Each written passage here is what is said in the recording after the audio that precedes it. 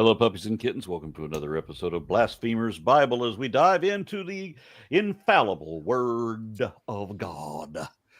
God breathed and full of irrelevant messages and gibberish and nonsense. Hey, there's also a lot of genocide. Don't forget that. Yeah. and a bit of sex, but not in a good way. Yeah, the sex tends to be largely non-consensual. Yeah. And then the sex that is consensual is like super boring. I mean, even those, there's messed up power dynamics in the background. Well, Although sure. Abigail totally not poisoning her husband to death. I'm sure it was just God that struck him dead a week after she had an argument with him. Much real, very believe.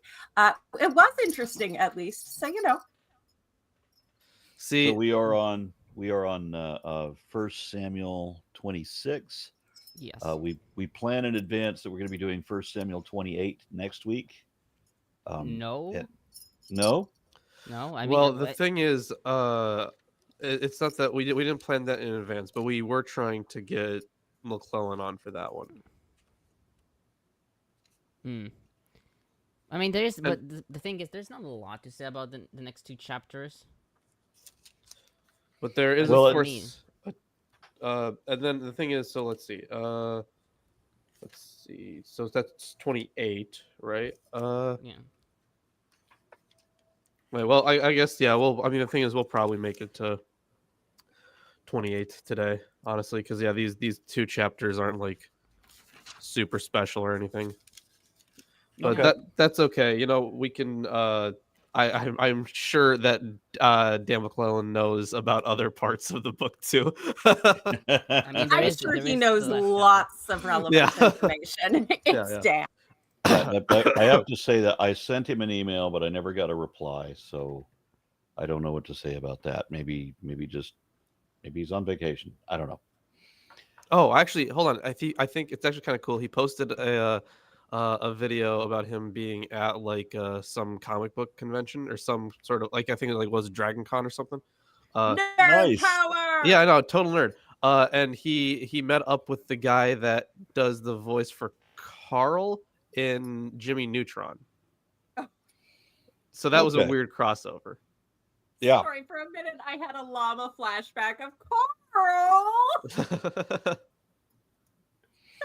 Okay then. On the internet, so. Just a question. The name of the video is 1 Samuel 26, right? Because I think we're doing 27. No, we're doing 26. We are doing 26? Yeah. Starting Yes, 26, we are. Yeah, we're doing 26. And who is reading today? I think Lawrence should. Okay. Not me, because I'm it's pretty like a fucking short stuffy one, okay. today.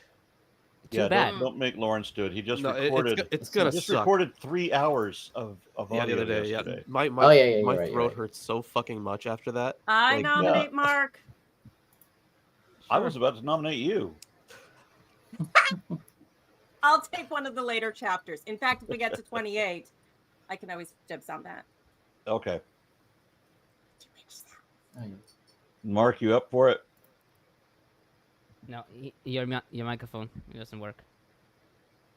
Well, yes, I can. No. Okay. Would you like me to read the whole chapter or? Yeah, sure. Okie doke. All right, chapter 26.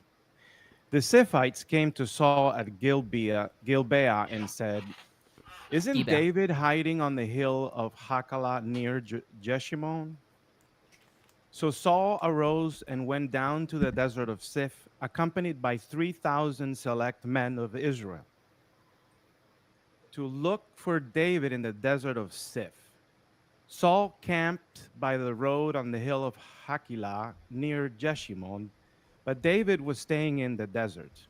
When he realized that Saul had come to the desert to find him, David sent scouts and verified that Saul had indeed arrived.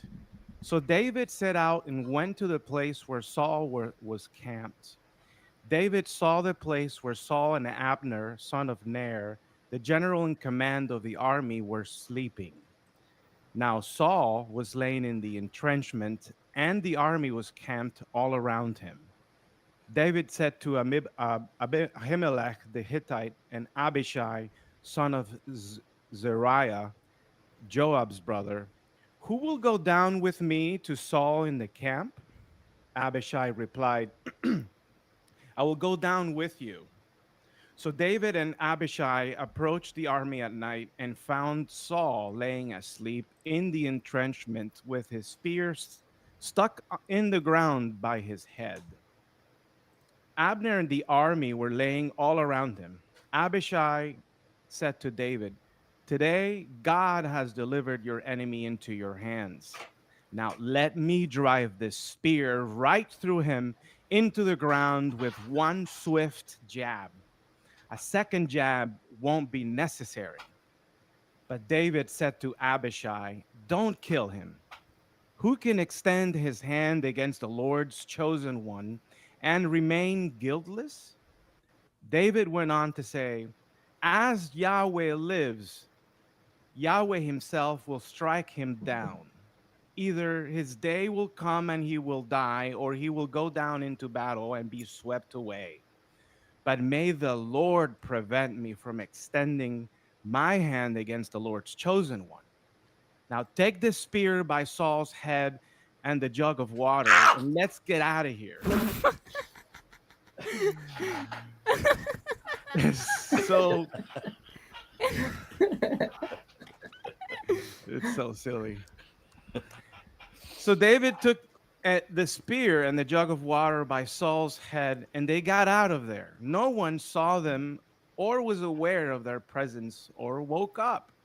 All of them were asleep, for the Lord had caused a deep sleep to fall on them. Then David crossed to the other side and stood on top of the hill some distance away. There was a considerable distance between them. David called to the army and to Abner, son of Ner, "Won't you answer, Abner?" Abner replied, "Who are you that you've called to the king?" David said to Abner, "Aren't you a man? After all, who is like you in Israel? Why then haven't you protected your Lord the king? One of the soldiers came to kill your lord the king. This failure on your part isn't good. As surely as the Lord lives, you people who've not protected your Lord, Yahweh's chosen one, are as good as dead. Now look where the king's spear and the jug of water that was by his head are." When Saul recognized David's voice, he said, "Isn't that your voice, my son David?" And David replied, "Yes, it's my voice, my lord the king." And he went on to say, "Why is my lord chasing his servant? What have I done? What wrong have I done?" Oh, So I think we've lost No? Sorry? still on? Oh, yeah. Mark. Can you hear me? Yeah, Yeah. I'm gonna hear you. Okay, good. Oh, there's something wrong with Isaac's. Yeah. Oh, It must be. Because Mark Okay. is right there Yep. and everything Oh, is fine. We can all hear it went Mark. quiet. So, Yeah. Oh, you can all hear Mark. Okay, so it's me. Sounds good. I So was just feeding my familiar. No, on my screen it was his screen that went in a circle, and like I could hear everyone else. That was weird. okay. All right, so picking up on verse 19. Mm-hmm. So let my lord the king now listen to the words of his servant. If the Lord has incited you against me, may he take delight in an offering. But if men have instigated this, may they be cursed before the Lord, for they have driven me away this day from being united with the Lord's inheritance, saying, "Go on, serve other gods." Now don't let my blood fall on the ground away from the Lord's presence, for the king of Israel has gone out to look for a flea, the way one looks for a partridge in the hill country. Saul replied, "I have sinned. Come back, my son David. I won't harm you, for you treated my life with value this day. I have behaved foolishly and have made a very terrible mistake." And David replied, Here's the king's spear. Let one of your servants cross over and get it. The Lord rewards each man for his integrity and loyalty. Even though today the Lord delivered you into my hand, I was not willing to extend my hand against the Lord's chosen one. In the same way that I have valued your life today, may the Lord value my life and deliver me from all danger. And Saul replied to David, may you be rewarded, my son David. You will without question be successful. So David went on his way, and Saul returned to his place. You know, the ending of that was pretty interesting. Like, again, we have basically the reconfirmation of like, oh my God, David, you're so amazing. Yes, please take over everything. But it also points out that what was it, verse 24? As your life was precious today in my sight, so may my life be precious in the sight of the Lord. So while generally throughout the text that will be true, there's going to be a very certain promise in 2 Samuel 7 that doesn't really work out so hot. Yeah. But the God, what's the word I'm looking for? The legitimation of David's kingship is just restated, and it's in a very similar way, right? Just like the whole, he's just gonna spare Saul's life again, even though there's not really a The story is very similar. great There's reason like for the, that. the calling out from the hilltop, and like him hearing its voice and saying, "Is that you, my son?" Right? Yeah. Having taken David- something as evidence, Yeah. the call and response, and Saul ending by blessing and prophesying that David will be terribly, terribly. Although this falls a little short of the like, oh, you'll surely be king after me. Mm. Yeah, it's a bit weird. Just said he'll be successful. You could be a successful general without becoming the next king. And I have And to also, I wonder, think what it are these? starts off. What are these spears made out of? Because I mean, I didn't think that they had metals that would hold an edge very well. And here, this guy's stabbing his into the ground. I think a bronze headed Even if they're made spear. of bronze, you could still stab into the ground. If you're heading into battle, I'd kind of want it sharp and maybe not so beat up. Sure. Also, the king's spear was probably more decorative than useful. I mean, it could have been. Yeah. They could have put the butt of the spear in the earth. Just Oh, yeah, it dramatic. doesn't really say. Me man. Yeah, no, it says that his chanit, meaning like his the tip of the spear, like Was by The David. tip. Okay. Okay. no, the shaft. Sorry, the shaft. The shaft. All right. The Yeah. Wait, tip of the shaft. I mean, The tip of the shaft? Where are we going Honestly, with this? I was Tomer? making a joke about it, but then Tomer made it worse. I mean, I that's mean, what I BDB thought the word dictionary literally says. means. I thought it just means spear. That word. Yeah, and yeah, chanit does mean spear, but exactly it could refer either to the tip or to the actual blade. Nope, it's Jewish. It doesn't have a tip. Fuck off. That was clever. That's why some people have curved swords. Oh Lord. Regardless, it's still penetrating through his head somehow to get into the ground. we are such children. Hey, you know what? Yeah. It's not us though. Authentically, Francesca Stavroboka, her book, she talks about how this like penetrating masculine language is all through this entire religion. Like we're watching the birth of a lot of the tropes of toxic patriarchy, where it's just like, oh, I'm bigger, I'm gonna fuck it. The one. Also, we who- have the. Yeah. We have So what David you're saying asking is- Avner, "Aren't you a man?" Mhm. Like, what does that Yeah. mean? So Lilith, so Jamie Lannister was right. It's all about the cock. Well, for these guys, yeah. That's it's entirely well, and that's why the myth of Adam exists, because the idea has to be that the original and correct version of the human is the adult male blessed by God, and of course probably born circumcised depending on your lore. So and women are the, the deviation, when in reality it's the other way around.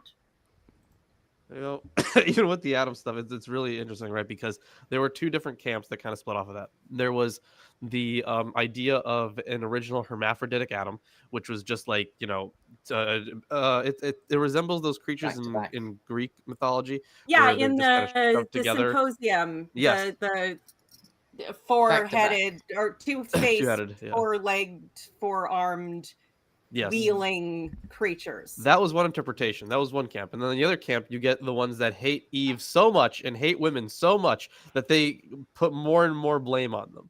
And that's in a few texts that we read. And it's in Jubilees, notably. And then in some of the Gnostic works are like, wow, this Eve woman, what a fucking bitch.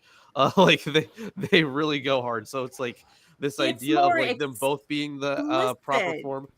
It's more explicit in those texts, but we can see here the more and more of those patriarchal tropes are coming in here and there, and it's all about dominance and man, and I'm gonna fuck it, and then I'm the biggest with everything. And like, it's not exclusive, but you can see it's growing, and there's elements of it. Yeah, and that thought, it's like the boys who fall into like Andrew Tate and red pill territory. They don't start off with all women are stupid and I should be able to own as many concubine slaves as I want. They start with like milder misogyny and then go into that. Anyways, maybe we should talk about 1 Samuel 26. Yes. But before that, I see a comment. Okay. I'll read it since Arn is drinking, it looks like. Excuse me, this is ice water. Okay. Yeah, water, aka vodka. Did you know that in Russian, vodka and water sound very similar? Yeah. And vodka is just like, it's just the Voda. diminutive Indeed. of voda. It's just like small water, vodka. Small Yeah. water. Like the Water. diminutive, right? Like in English, we use like, I don't know, like a Well, the diminutive think would of be it. vodichka. like but- booklet, right? That's a French diminutive. Hmm. So in Russian, like ka at the end, like it's kind of like a diminutive as well. a So little bit, Ben yeah, One especially Eye, like Kalinka Sometimes, or yeah. something. Please let him Offers- read. Ben One Eye offers 25 Romanian leu, I Lei. guess. Lay. A dumb question, but if Samuel is already dead, how are these books still Samuel's books? I'm not sure about why they were named this actually. Well, isn't it a lot Well, of times in the Bible but that the the book other comes out people- after the guy dies? Well, yeah, but like other people are said to have written Yeah. 2 Samuel, but like they're still called that. I don't know why they're called that, even though within Jewish tradition, other people are said to have written them. Yeah. There's a tradition that as Samuel wrote the book named after him, and also Judges. But there is a passage in 1 Chronicles 29:29, which there is a reference to the Chronicles of Samuel the seer, Nathan the prophet, and Gad the visionary, which some have interpreted to be like Samuel wrote part of the book when he lived, like from until 1 Samuel 25, and the rest was written after he by died. and the rest The rest was were written by written the other guys. Yeah, but there is also a suggestion. I think it was from McCarter, who notes that there could have been a tradition where he actually wrote all of the book, even after he died, because he's a prophet. Prophecy, right? Yeah. I think not to mention also that this book is within a section in the Tanakh that's labeled as the prophets, right? Hmm. So Yeah. should we give it a different name other than a prophet name? I could see that. And also I think it was somewhat typical for a major prophet to have, a protege or a scribe or someone they were, because it is a trope where you have someone with you who like will write down your stuff. And the servant that Elisha, is like, oh, look, behold the horses and chariots of Israel. And Or Baruch for Jeremiah, right? yeah, Baruch for Jeremiah. That was the name I was trying to think of. but the other one. But yeah, so it does seem to be that like having a chronicler who will assemble all the things that happened in this person's time and or relevant to their immediate political influence. Because I mean, Samuel's going to show up in 2 chapters, and he's been dead for a while now. So Yeah, and I should know the Septuagint. The name that the Septuagint gives to First Samuel is actually Kingdoms. Yeah, yeah, and then Assyrius it, A, that, and then something the like that. second and or sorry, First and Second Kings are Third and Fourth Kingdoms, which is Yeah. retained in Russian translations, by the way. So it's very clear they're using the Septuagint. And let's not forget that this book also claims that Samuel is actually still alive, by the way. He's just resting because he shows up again later. And we're going to see him come Well, back we're from death. yeah, we're gonna get into that. I mean- That part's crazy. I love it. Yeah. If we get there. Okay, so I'll start on my commentary on verses 1 through 5. Klein notes that the Ziphite mission to Saul parallels similar activity in 23:19. In this chapter, Hakila is in the vicinity of Jeshimon, rather than south of it in 23:19.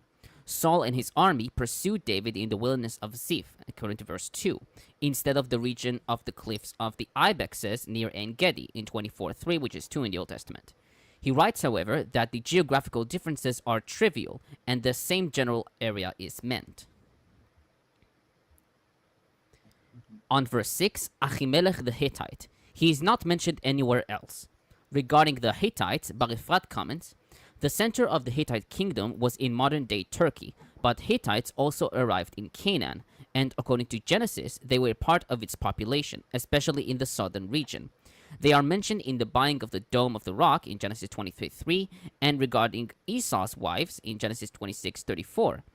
We also know of Uriah the Hittite, who is listed with David's champions in 2 Samuel 23:39. Some speculate that Achimelech and Uriah's origin is from the Hittite kingdoms, which rose in Syria after the collapse of the great Hittite kingdom. Yeah, I Actually, think I we're don't still think not it- sure exactly if the biblical Hittites are related to the ones that we've called the Hittites in archaeology or not. Oh, and it's not the Dome of the Rock, it's the Cave of the Patriarchs. Oh, it's my mistake. Yeah. Yeah, sorry. It's 2 very different things. Yeah. On verse 9, don't destroy him. In Hebrew, al tashechitehu. The verb shachat is stronger than the verb harag, which means to kill. McCarter comments, the verb hishchit, destroy, often carries with it a connotation of spoliation, compare 13:17 and 14:15, ruination, compare 6:5, or corruption. Its Phoenician equivalent can refer to the defacing of an inscription as well as the breaking of a head, and a related Syriac word means mutilate. The sense of mutilate or deface is important here. Saul as king and anointed of Yahweh is sacrosanct and not to be physically defiled, a reflection of beliefs about the inviolability of the king's body. It is a capital offense to destroy, quote-unquote, the king, even to administer the coup de grace when he is already dying, as clearly shown by 2 Samuel 1:14-16. Saul, then, is protected from harm by taboos, which David is careful to respect. It is true, however, that as the speech that follows shows, the main concern of our narrative is to demonstrate David's innocence with particular regard to Saul's death. And the issue then is not merely one of ritual purity, but of legal blamelessness with regard to the succession. Yeah, absolutely. That's a good point, and one I've noticed throughout much of this story. If I were to guess if there is any David Saul succession that really happened, I would say that there had long been rumors that David was the one who took out Saul, and he really needed to up his image as being blameless, not only for the purposes of legitimating his own government, but because he also wants to take advantage of those taboos and not get stabbed because, you know, that's generally bad for your health. On verse, Did you say that the word shechit is a intensive? intensive? No. Like is it a piel of like shachat, to slaughter? I think maybe. Interesting. It makes sense. So like, yeah, so Could shachat be. is like to slaughter, to kill an animal sort of thing, and then if you take that the intensive form of the same verb, then it means all of those different things, I guess. Interesting. Makes Because sense. it's not just murder to kill a king, it's also profane. Yeah. Profaning the sacred. Yeah. Because Okay. you said it was like because you compared it to harag, which is also a Yes. a pa'al. I was wondering why you didn't compare it to shachat.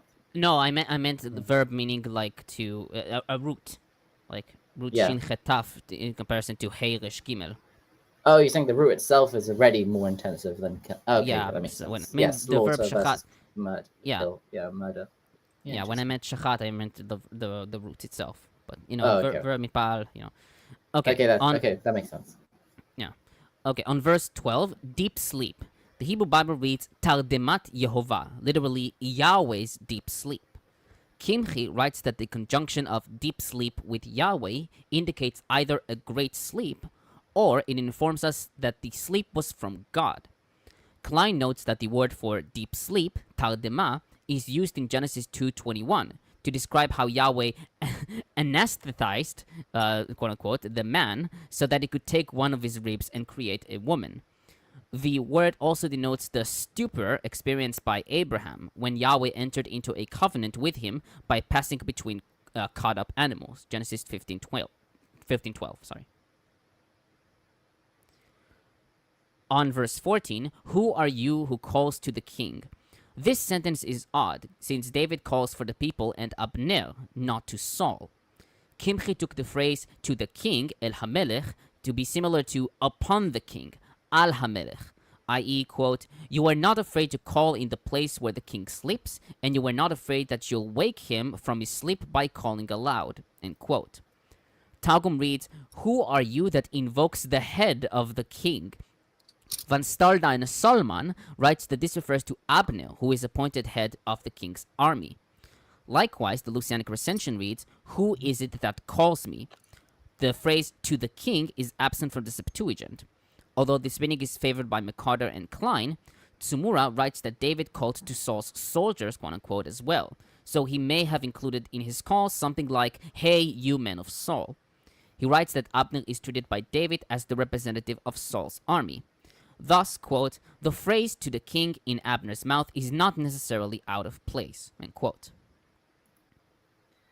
Yeah, Abner is known here, earlier and later, as Saul's general in the same way that Joab eventually becomes David's sort of leading general.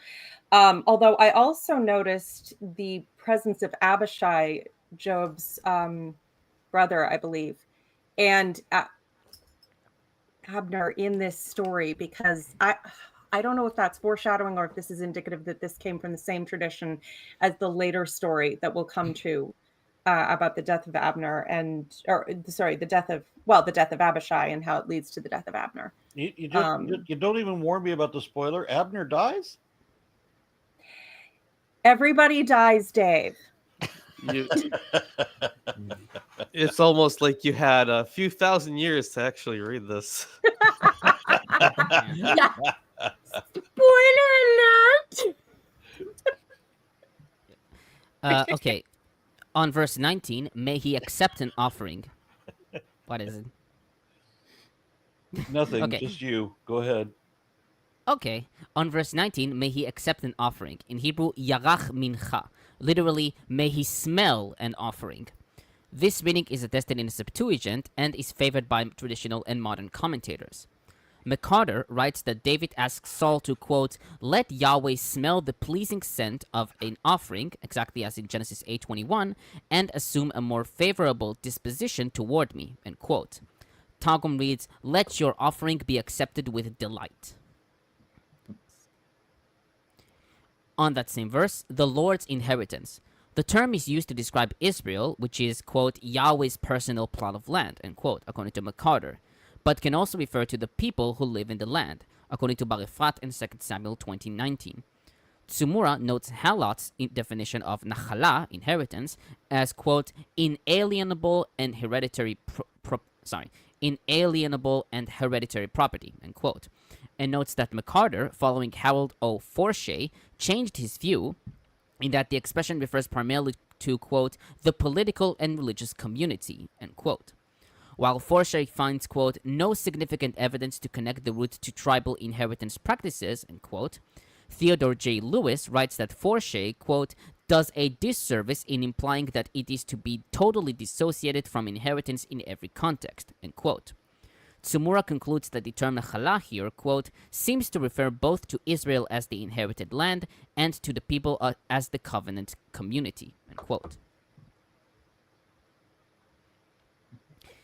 On that same verse, go serve other gods. Bar-Efrat notes that this reflects the ancient Near Eastern idea that each land had its own god, and whoever moved to another land must worship the god who ruled in that land. Tsumura writes that Israel, as the inheritance of the Lord, refers here to the worshipping community. He notes that according to Brichto, this implies, quote, limitation of the worship of Yahweh, end quote, but not, quote, a limitation of Yahweh's power to his own small area of sovereignty, end quote. On It's verse nice 20. to remember. It's nice to remember that Yahweh was originally the petty warlord god of a petty corner of the desert, and just not, until he started consuming his neighbor's attributes like some sort of mutant cannibal. But Divine cannibalism is the best term I've ever heard. It really is. Divine cannibalism. I think you introduced me to it. It's mwah, perfect. I honestly forget who I stole it from, but there's some scholar referred it to that way. I don't know if it was Smith or Romer or something. Is it really? I mean, at what point is it quotation and what point is it theft? Because if I were to give a bibliography for everything I ever quote, that would be half of what I talk about, and it's just dull. So, it is what it is. But yeah, absolutely. But like a gross mutant form of it's very disgusting when you but it's nice to just remember the humble origins. And also, honestly, it comes off a bit like with this, they're obviously, as Tamara was pointing out, trying to sanctify the idea of the body of the king being sacred and yada yada yada, and that there are these taboos that are very deeply held. But they're going a little too hard on it for it to have been something that was comfortably entrenched. It feels a little bit like they're trying to really establish it, like that person who's like, you believe me, right? You believe me, right? Right? You believe me? Yeah. Whatever they're saying, they're lying. I don't know what they're saying, but they're definitely lying when they act like that. And also, until the people living in the ancient Near East realized that the world is much bigger than the Levant. And so now our God surely is the God of the entire world. Yeah, I'm not sure when did that develop. The God of the entire world was named Shirley. Oh no, those were the two lobsters, right? Something in Shirley. But actually, yeah, no, I mean that actually happened after their god lost spectacularly and completely failed as protector and as everything he was supposed to do as their god. He completely failed at it, and that's when they decided he was omnipotent, which I think shows something interesting and dangerous about human psychology, which is that they are never more likely to double down as when it is completely objectively evident that you are utterly wrong. Yeah, you'll see in the map, when they went the world map that says every single action of God in the Bible or the Quran took place in that one little circle.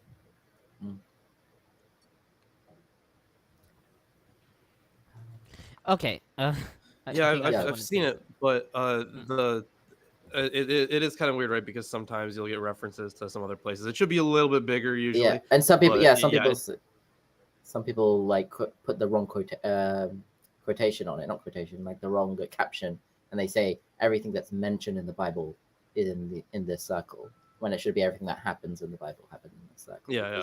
If you say everything that's mentioned, you've got like India, Ethiopia, right, possibly Persia. even. Yeah, the one that I said, what I was talking about, said every single action. Yeah, it's better. Well, the New Testament goes to Greece at one point, so I don't count the New Testament as the Bible. Okay, on verse 20. I know. I mean, if you make the circle big enough to cover Persia, then it would anyway cover Greece as well. So.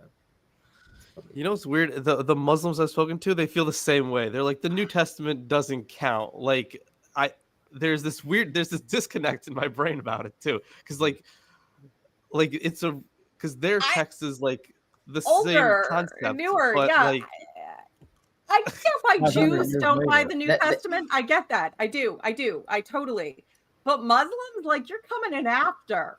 Way Right. They after. believe they believe that, like, you know, Allah gave the Jews the Torah and he gave the Christians the, what do they call it, the gospel. They call it the, I can't remember. They have another word. They have an Arabic word for it. I can't remember what it's called. But they believe that the version of the Torah or the Bible or the gospel have all been corrupted, and the Quran contains the original unadulterated form.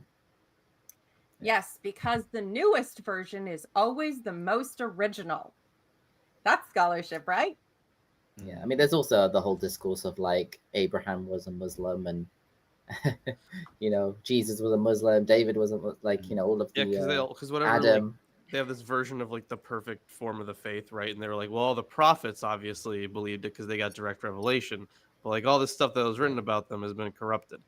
Yeah, Yeah. it's like they don't actually- differentiate between a Muslim as a follower of Muhammad and Muslim as in someone who follows Allah. The Whatever. God that Right, Muhammad yeah. eventually followed. Yeah, Kip actually had a question from the comments because he has people over and thus was Oh. too good to sit with us today, having a life, Kip.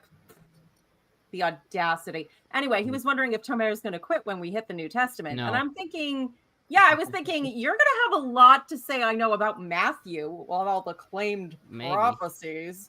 You're going to be Maybe. raging. I don't know Give Matthew, Tomer but- some credit. He read through the Book of Mormon. So do the Christians get down? well, the thing that Tomer's got to realize, I mean, you can't dismiss the New Testament if you've already read the Book of Mormon. it's read I mean, True, yeah. true. Yeah. It's not that don't long intend either. to. Like, No. Okay, so Yeah, Matt enjoy. White says, Aaron, didn't Jonah run away to a city near Morocco, showing the Bible author at least that he knew of that far west? Yeah, so we Really? I mentioned have that, you know, no idea. which one? Yeah, I don't know if who- he went to It's- Morocco. I I know- don't remember that. I know he but- went to Who did? Nineveh, which is in Syria, Nineveh, which is Damascus, kind of.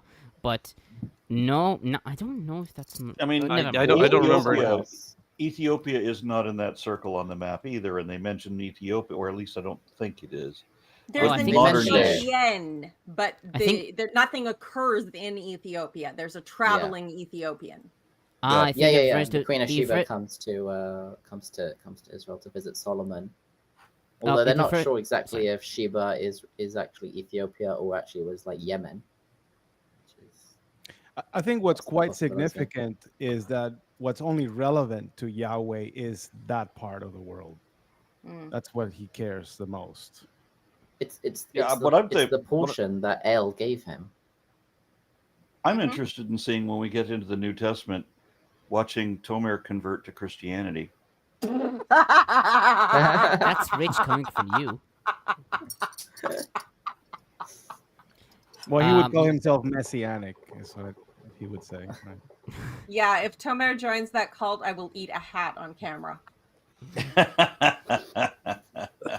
For the New Testament, I want to do like for most of it, I want to do like my own translations for it, and because I do have like a critical Greek edition, so I want to utilize it. Okay. I'm sh- Well, we're almost there, I'm happy aren't to we? give up.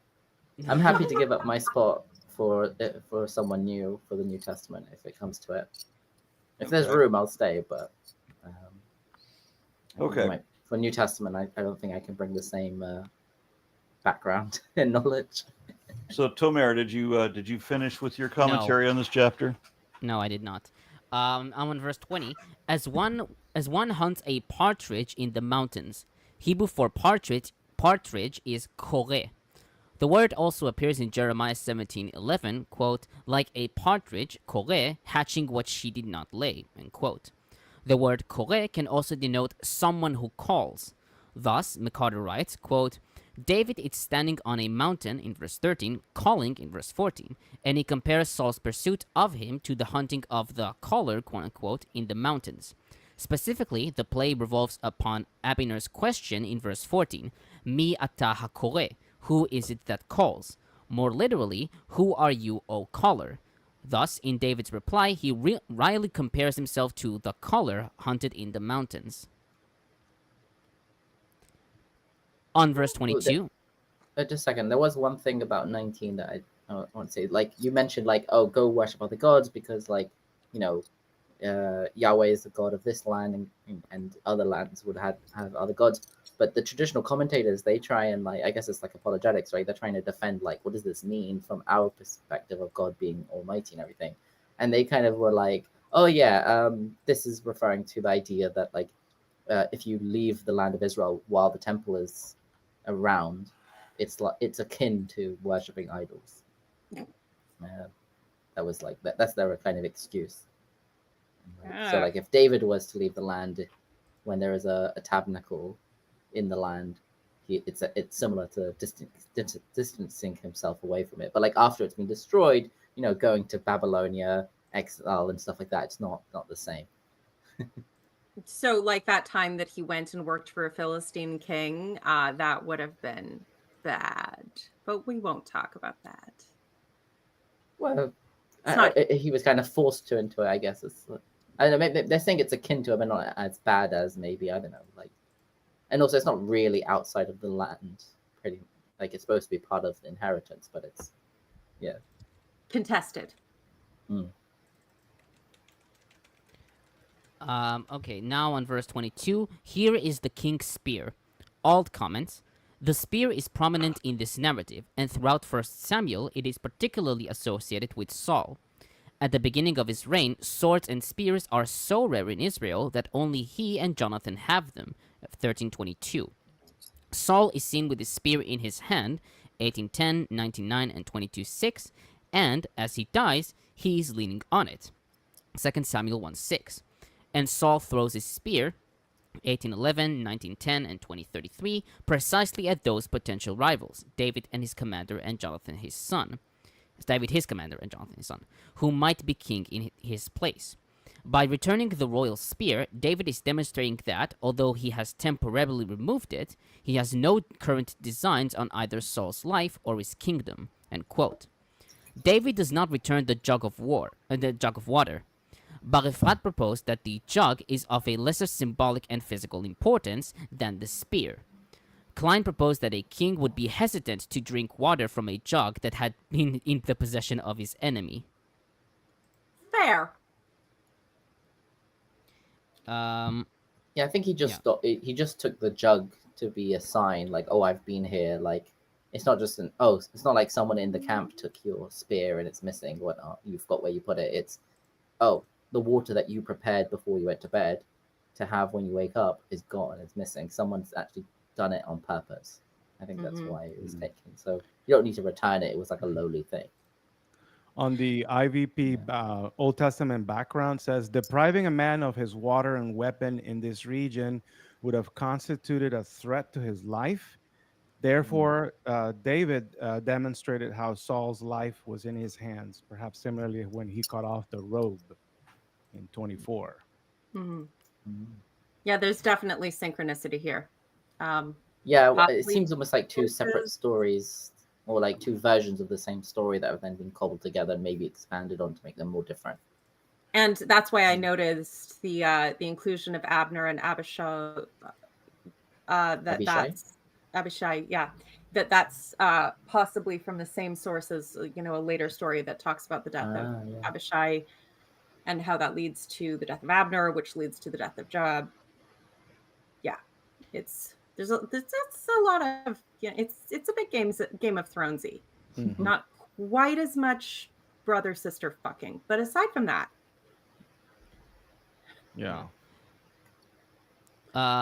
Okay, finally, on verse 25, Klein comments, Saul blessed David, as he had previously blessed the Ziphites who disclosed David's hiding place, 23:21. While the king himself admitted that his rival was to be blessed, David had insisted that anyone who stirred up the king against him should be cursed, verse 19. Saul's prediction about David's future is not as explicit in 26:25 as in 24:21, which is 20 in the Old Testament, but it clearly acknowledged that David would have the upper hand in the struggle in which they were involved. David went on his way and Saul returned home, just as in 24:23, which is 22 in the Old Testament. Now for the ancient Christians. Bede explains the typological significance of the passage, i.e. 13-20. David's call to Abner from the mountaintop signifies Jesus, who, in his heavenly kingdom, preaches to people of Israel throughout the apostles. The question he utters foreshadows the loss of the Israelite kingdom and temple worship. And Ephraim writes that parallel is found between the experiences and the suffering of David and the son of David, as both were persecuted by envy. That's it. I don't mind a pastor who. Oh, we can't hear you. Okay, sorry. I said I don't mind the pastor who says, I found these parallels here. It made me think. It made me whatever. But oh my God, seriously. Oh. Yeah. All right, are we ready to move on to 27? Yes. Yeah. Okay. There's one thing. So Matt White asked earlier about did Jonah run away to a city near Morocco? So I think he's talking about Tarshish, which some have identified with some island in the Mediterranean. Some even said Sardinia. Sardinia, I think specifically. Some in Spain, maybe. Yeah, like I've heard about Spain or Galapagos, not Galapagos, Gibraltar. So maybe that's where he got the idea of near Morocco. Gibraltar's right there, but he doesn't actually go there. He's on a ship there, and then he's in the sea, and then he comes back. So it's mentioned, but nothing actually happens there. Yeah, I mean Tarshish is mentioned a few times, right? That was one of the places that people get ships from. Ships of Tarshish. We don't know. It could be Cyprus as well, but then I think that I'm thinking of Crete because that's going to come up in another chapter. Crete is sometimes Kitim, Kitim, but there's also mention of the Crete, which is probably might be a name of some of the Philistines, referring to maybe they came from Crete, possibly, and that's going to come up in one of the next chapters when it says that I think the Amalekites raided the Crete or something like that. The I don't know how you would say it in English. The Crethites, the Carathites. I don't know. Carathites, maybe. Something like that.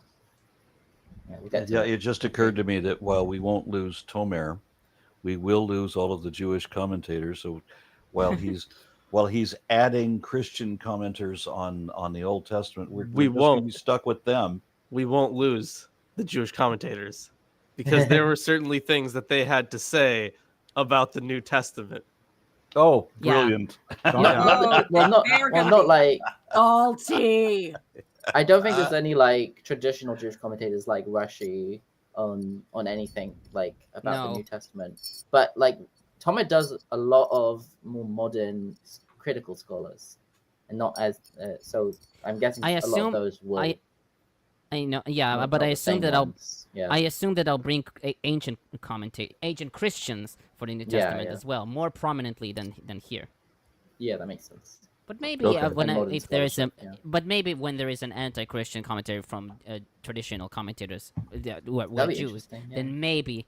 But I've never heard of any I'm sure I doubt there's any here is a quote from Matthew written down in a Jewish treatise or whatever book written by one of our traditional scholars. As fun as this is likely to be, I would really like to get to the New Testament before I have to start collecting old age security. So maybe we could read the next chapter. Yes. Great segue. So a viewer not that long ago purchased us this. A commentary on the New Testament from the Talmud and Midrash. But that's just in Matthew, right? This is just Matthew. Wow. Jesus. Okay. Yeah. Oh wow. There are other books from these same people. So Okay, so they've taken things that they found in the Talmud and they've actually compiled it into a book and being like, this is the part of Matthew they're probably referring to. This is the that's really good. Yeah. Oh wow. So That this would be is an just interesting read. It looks massive though. yeah. Let's see. Okay, don't put that on a lower shelf. I don't want your 1,200 cats to pages. get hurt. Yeah, on that Wow. that size of paper, how big would Matthew itself be? I mean, That's also true. Is it like large print or? I mean, it's pretty normal size print, honestly. yeah. Matthew itself Not as would. small as my concordance, It's a but pretty decent tome. Okay, so I'm going to read. Yeah. It's what we came here to do. All right. But Tomer had to hold us up. Of course, it's always me. But David thought to himself, I'm just starting to figure out that one of these days I will be destroyed by the hand of Saul. The best thing I can do is to escape to the land of the Philistines. Then Saul will give up searching for me anywhere in Israel, and I will slip out of his hand. So David and the 600 men with him left and went over to Achish, son of Maok, king of Gath. David and his men settled in Gath with Achish. Each man had his family. Did they name him after a sneeze? No. All right. Each man had his You can say family. Akish. That probably is more close with a K sound. I'm just waiting. I'm just trying to milk a reaction out of Tomer, and I wasn't getting it. Yeah.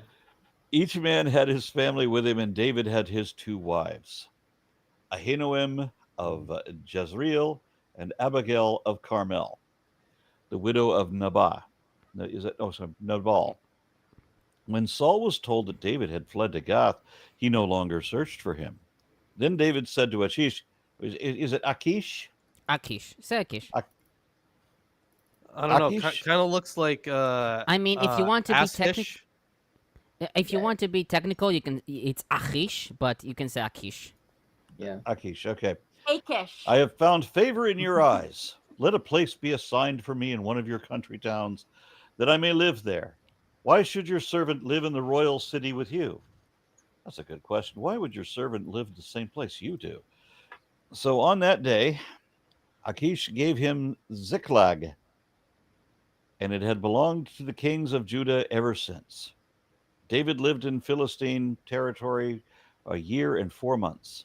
Now, David and his men went up and raided the Jerusites, the Gersites, and the Amalekites. From ancient times, these people had lived in the land extending to Shur and Egypt. Whenever David attacked an area, he did not leave a man or woman alive, but took the sheep and cattle, donkeys and camels and clothes. Then he returned to Achish. When Achish asked, "Where did you go raiding today?" David would say, "Against the Negev of Judah," or "Against the Negev of Jeremiel," or "Against the Negev of Kenites." He did not leave a man or a woman alive to be brought to Gath, for he thought they might inform on us and say, "This is what David did." And such was his practice as long as he lived in Philistine territory. Achish trusted David and said to himself, "He has become so obnoxious to his people, the Israelites, that he will be my servant for life."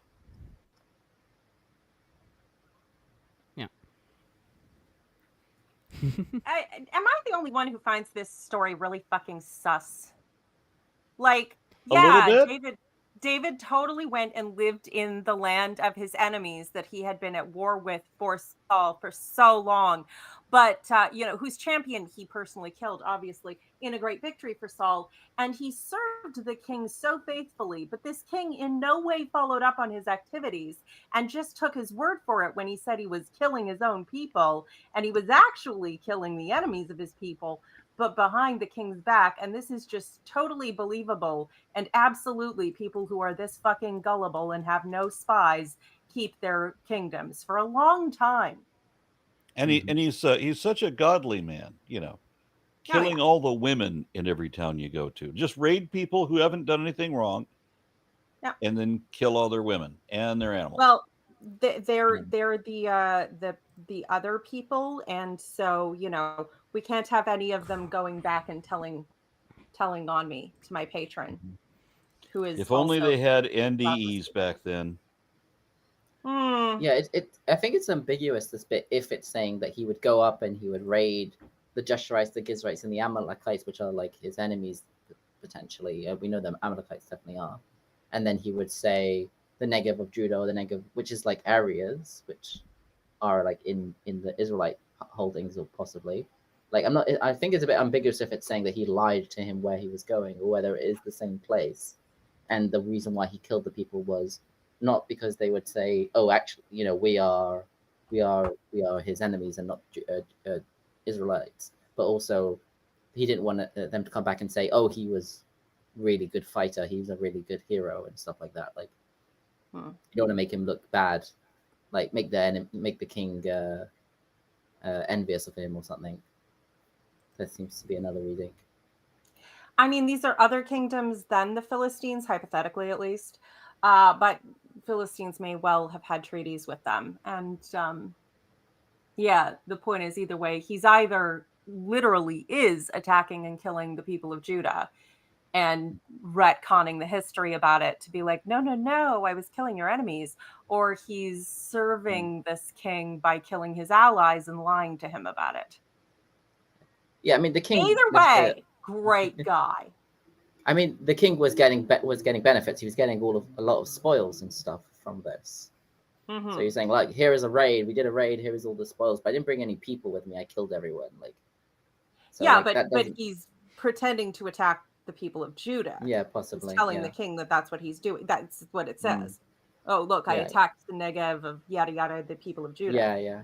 Right. I see a comment. All right, let me see. That is Forthausen offers $10 and said, Sunday School David, when I was a kid, was a much nicer guy. No, wait. just wait for a second, Samuel. Okay. I remember Sunday School David. They worked really hard to make him sound cool. Left out a lot of stuff. They don't normally leave out the bit where he's like creeping on Bathsheba, though. Not only creeping, having sex with her. Oh, that bit they probably did. That bit they probably did leave out, though. No, But like watching her bathe on the rooftop seems to be something that they didn't leave out. There's even a song about it, no? Or is that? No, I heard that part. Maybe that's not a children's song. Also, I think it was Forthausen who got us a commentary on Jonah from from Hermenia, the one by Nittich recently. Yeah, so thank you, Forthausen. Just came in the other day. Very good. Okay, I'll start in verse 2. Achish, son of Ma'och. We are already familiar with a certain Achish, king of Gath, from 21:11 forward. Although most commentators take the two to be the same person, some, like Ibn Kaspi and Tsumura, take the two to be two different kings, with the latter taking son of Ma'och to be a proper name, Ben Ma'och, and writes that this intends to differentiate between the two kings. He writes that Achish could be the official name or appellation for the Philistine kings, much like Pharaoh for the Egyptians, and in the Bible we find examples of the title Pharaoh followed by a proper name, like Pharaoh Necho in 2 Kings 23:29 and Pharaoh Chophra in Jeremiah 44:30. Like possibly, was it Avimelech or was it the king of Jerusalem or something? It's possible that was like a kingly name as well. Yeah, Avimelech, I think. Yeah. Oh no, Melchizedek, sorry. Melchizedek, yeah, you're right. Yeah. That makes a lot more sense. Yeah. Okay, on verses 5 through 6, McCarter comments, the granting of landed properties to favored servants was a common part of the feudal economy of the city-states of the ancient Near Eastern Bronze Age. The practice seems to have been perpetuated in the Philistine principalities of the Iron Age, just as it was under the Israelite monarchy in 1814 and 22:7. In the present case, the grant is evidently made in return for certain services at arms, a true military fief, as the materials that follow show. All such grants were permanent and inalienable, and the parenthesis at the end of verse 6 traces the fact that Ziklag was in the writer's time a special crown property in Judah, a situation about which we have no other information to the events he recorded. On verse 6, Ziklag. Ziklag's exact location is unclear. McCarter notes that it has been long identified as Tel El Huwaifle, 14 miles north of Beersheba, but Tel Esh Sheria, 15 miles southeast of Gaza on the north bank of the valley of Gerar, seems preferable, according to Raini. On that same verse, it has belonged to the kings of Judah ever since. According to Joshua 15:31, Ziklag was part of Judah's portion, and according to Joshua 19:5 and 1 Chronicles 4:30, to Simeon. Kimchi proposed that the Philistines took Ziklag from the Judites. Klein writes that the Judean province list in Joshua 15 was probably drawn up as an administrative change in the 9th century or later. He notes Grenbeck's suggestion that Ziklag was originally Simeonite, and the Philistines had taken over much of the Simeonite territory shortly before the time of David. Tsumura comments, quote, Halper notes, quote, given settlement patterns in the Negev, no such statement could be made after the early 9th century, and probably not after Shishak's campaign in 925 BC, end quote, 1 Kings 14:25. Which mentions Shishak's campaign as occurring in the 5th year of King Rehoboam. It seems that Hezekiah had controlled the area of Tel Esh Sheria, maybe Ziklag, for a short time, seen in 2 Kings 18:8 and 1 Chronicles 4:39-43. But later, in the 7th century BC, the area was dominated by Assyria. Halpern concludes that the text, quote, makes an assertion consistent only with a 10th century date, end quote. If we count Solomon among the kings of Judah, the phrase to this day could refer, as the earliest possibility, to the time of Rehoboam of the late 10th century BC.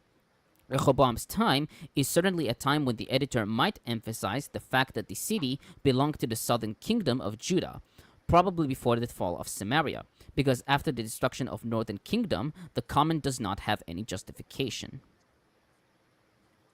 Fair.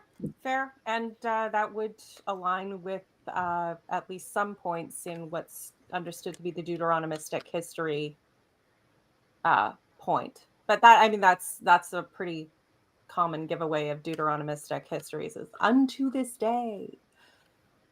Just like, thanks for the tip off, dude. Okay, on verse 7, a year and 4 months. Hebrew for year is yamim, literally days. Most commentators take days to be an idiom for a year, according to Leviticus 25, verses 29-30, Judges 17:10, and 2 Samuel 14:26. However, Rashi and Kimchi reject reading yamim as a year, because Saul ruled after the death of Samuel for 4 months, according to Seder Olam Rabbah 13, and David fled to the Philistines after Samuel's death. Therefore, they take days literally, either 2 days, according to Rashi, or a certain number of days of the 5th month, according to Kimchi. Septuagint and Vulgate omit the yamim to read 4 months. McCarter, however, writes that this was a result of the loss of yamim after the preceding plishtim, with the subsequent exclusion of the vav conjunction. Josephus in Antiquities 6:322 attests to 4 months and 20 days.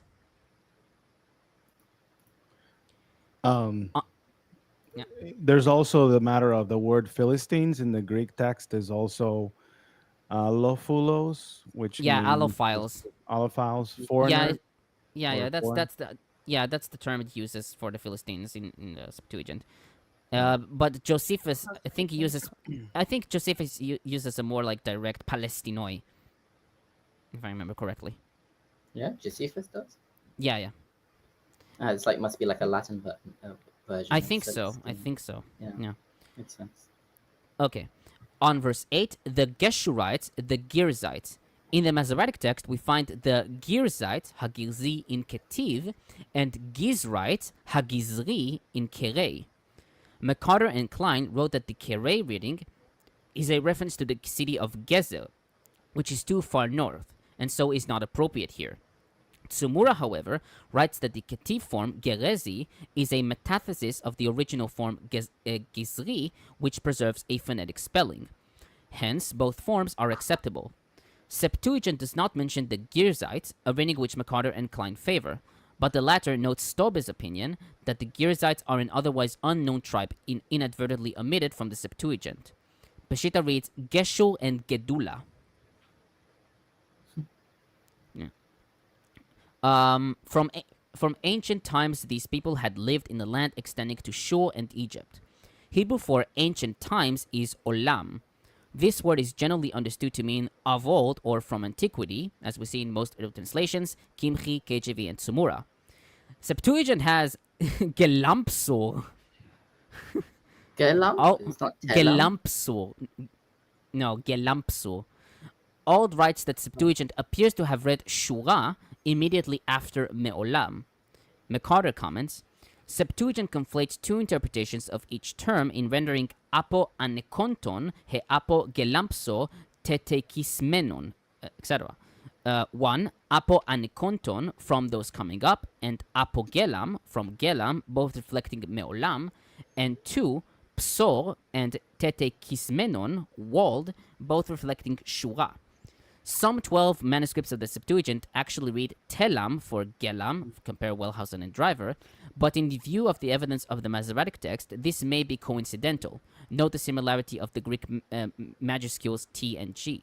Mm-hmm. The confusion of Tet for Ein seems already to have affected a common ancestral text of the Masoretic text and the Septuagint. There is no sure evidence for reading Mitelem, which must be listed as conjectural. Yeah, I mean, the JPS translates it as the region of Olam instead of translating it as like from old. Because I think that's, I don't know if it's written. I mean, it does say Met Olam from, which you could translate as from a long time ago or from forever.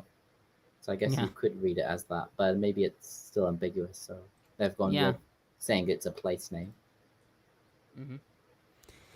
On verse 10, Bar-Efrat comments, the Negev, the dry area of the southern land, was divided into different districts named after the tribes that settled there. See also 30:14, where Negev of the Kerethites and Negev of Caleb are mentioned. Negev of Judah was south of Judah's territory in the Beersheba district, 2 Samuel 24:7. David is listing it first so that Achish will be impressed by his complete loyalty, expressed by his willingness to raid his own tribe. The Yerachmeelite is mentioned separately from Judah, but probably was incorporated into Judah over time. First Chronicles 2:9 speaks of Yerachmeel's son of Chetzron, son of Peretz, son of Judah. Some assume that it was located around Arad.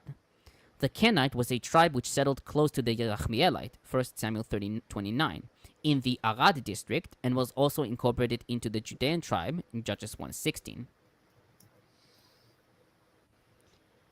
On verse 11, Auld comments, our author finds space within even a short episode to give double emphasis to David's wholesale slaughter of the humans he captures on these raids.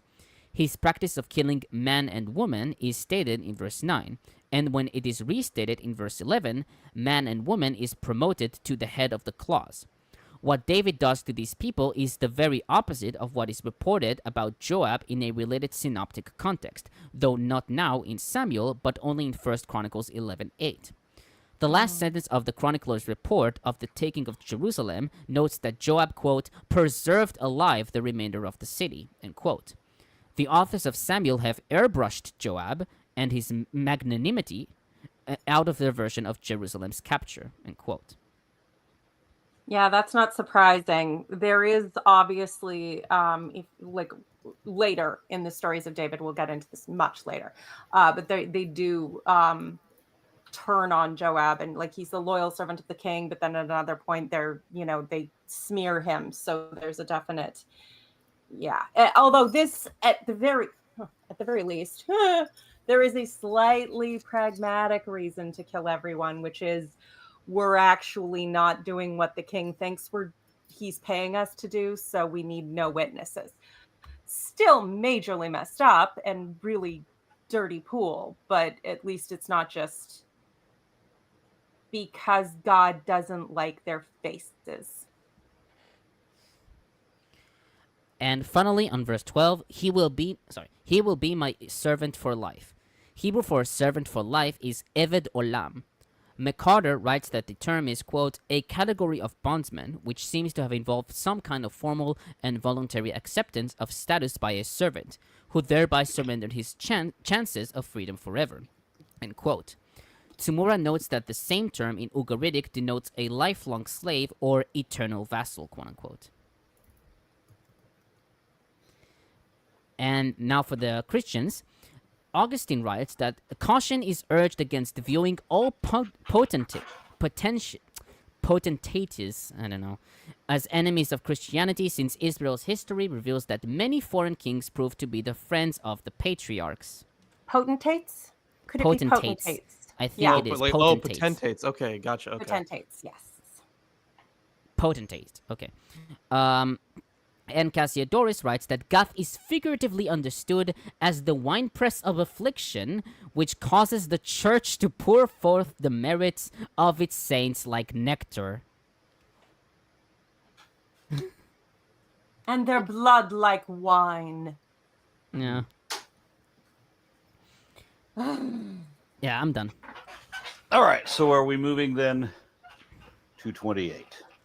Yeah, we probably should. Yeah. So this chapter, when I first started like studying the Bible, this chapter blew my fucking mind because when it refers to Samuel as, sorry, spoiler alert, it refers to Samuel as an Elohim. So it's the same word that's used for God, and taken as a plural, it would mean gods, but we'll get to that. And the sons of God. And yeah, but then they have, natural you know, like creatures. B'nai Elohim, right? That usually talks about like some, more general divine beings. So this chapter I think will help us a lot in like dissecting the meaning of like what it means to be divine or what it means to be a god in ancient Israel, because of this. Well, we'll get to him a little bit more, but because of this ancestor worship, and there's a lot to cover here. Ancestor worship and extra salty ghosts. And I'm not a witch. I think something else that's interesting too is how, like, at least in the Christian religion, like things like divination, magic, mediums, all that's like demonized, like that's of the devil and it's satanic and whatnot. But in here, it becomes very clear that, hey, there are some exceptions to this sort of practice, and as long as it relates to Yahweh's intentions or purposes for man, then it's okay. But when other people do it, then it's bad. It's very evil. Yeah, because the thing is, when like in early like religious studies, when they were when the people who were doing it were primarily Christian, they, well, not even religious studies, I should say, when they started demonizing people, they like witches, right? They started demonizing pagan groups, stuff like that. They made this dichotomy, right, where the magic on their side is just like from God, so it's okay, but then everything else is witchcraft, and the other stuff is the bad stuff. So when it talks about that, the interpretation is that, like, at least with modern day Christians, it's like, well, the stuff that they do is just not of God, so it's not okay. Actually, there's more denial in it than that. Because, like, as we've pointed out before, there was a centralization aspect to this, and the power of the temple cult, very much in line with Deuteronomistic history, the writers of Deuteronomistic history, and their goals to centralize power at the temple, centralize worship at the temple. More and more you get the demonization of outliers or any kind of personal home altars, home gods. But the Christians take this to a whole nother level, where magic isn't magic if God does it. To be clear, Where- I'm talking about like the period of like the European witch trials. Like Yeah. that's the period I'm talking about when they And- started making that kind of strong divide between. They made a strong divide, but also like they refuse to use the same words for the same thing. Like it's a prayer if it's Christian, but it's an invocation, or it could even be an invocation, but it's just a spell if it's not Yeah, yeah. Christian. But The James- magic or miracles, Yeah. they're both invocation of supernatural powers to predict or alter future events, as Yeah. Aaron has pointed out so exquisitely. I love your definitions for things, sir. But like, it's the same shit. It's just, is it God's or something else? And they won't even use the same terms. And Christians today will vehemently deny that these exactly identical things are the same thing. Right. Yeah. I've actually prepared something when I'll start my commentary regarding the Jewish and Christian views of like the first Samuel 28, especially regarding the whole necromancy stuff, which I borrowed from an article by K.A.D. Smellick called First Samuel 28 in Rabbinic and Christian Exegesis till 800 A.D. So I need a false nose. I do want to mention that the word Elohim, like some people seem to, I think some Christians even have this idea that because it's a plural, that it somehow is talking about the Trinity, or it's a singular, but it's a singular person that contains multiple elements or whatnot. Like maybe, but like I did want to stress that there is an ancient, I don't know if it's in other Semitic languages, that there is like you can use a plural ending on a word, just like you can use masculine or feminine grammatical parts, right? In words that aren't necessarily matching. You can use the same thing with the plural, and there is an ancient usage of the plural in a sense of like almost like a royal we, right? In English, at some point the king would refer to himself as we. He's talking to himself as plural, not because he thinks he has multiple personalities, but because it's sort of like grandiose. So the same with like in Hebrew, this sort of ending was a sort of like a grand ending. Ending. Yes, it's the same as the plural, but it was used in that sort of sense. And we have, besides Elohim, there's also behemoth, like behemoth, which is technically it's just the plural version form of the word behemah, which means animal. So it doesn't mean many animals; it means a great monstrous animal. And sometimes I wonder too how much of that tradition came from trying to like gloss polytheism. It would be quite a lot of it because because we talked about divine cannibalism earlier. So we have, like, if we're going all the way back, like we got El, and then all the gods were the Elohim, and then once Yahweh kind of took over the region, then those terms would just be kind of shoved into the moniker. So, Yeah, and then it's just because God is so big and powerful, it's a royal we, and then the kings are doing the same thing because me so. But the thing is, the reality is that the definition of the term did change over time. So when they're saying it, it could have a few uses. It could be just like behemoth, right? Both means the plural of, it means animals. It also means the specific behemoth creature, a giant animal, or possibly the aurochs, because behemoth is not only just animal, it's normally referring to like domestic animals. So the aurochs would have been seen as like a large behemoth. And so the same thing with Elohim, like it is a plural and it's used as a plural in the Bible, but it's not a singular plural combination. It's a singular, the plural ending is used, but it doesn't change the number of the word. It's just changing the size, I guess. So it's a singular, but it has a meaning that is different. So it could. So I guess to put it in another way. So would it be like if we use Elohim, like it wouldn't not as a literal translation, but just to help understanding, like with a behemoth, right? So it would be like animal of animals. Elohim might be like God of gods, like but we see not like as a it's literal used, translation. Yeah. So over here we see it's used over here it's not being used as the name of God. Over here it's being used as an adjective almost, of like meaning divine, holy. It's sometimes used to mean angels, or an adjective meaning an angel. And in this case, like, he's a ghost. So yeah, exactly. Like, so, you know, she should sees this vision and she describes it as Elohim. You could say she saw what she would describe as a god or an angel or just a divine being, a powerful you know, spiritual being of power, some kind. a power. Yeah.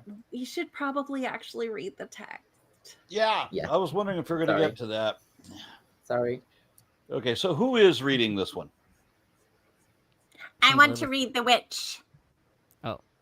Just the witch or the chapter? Either or, I'm flexible. Well, then change your voice as necessary. Read the chapter, please. Oh, that's a good laugh for it.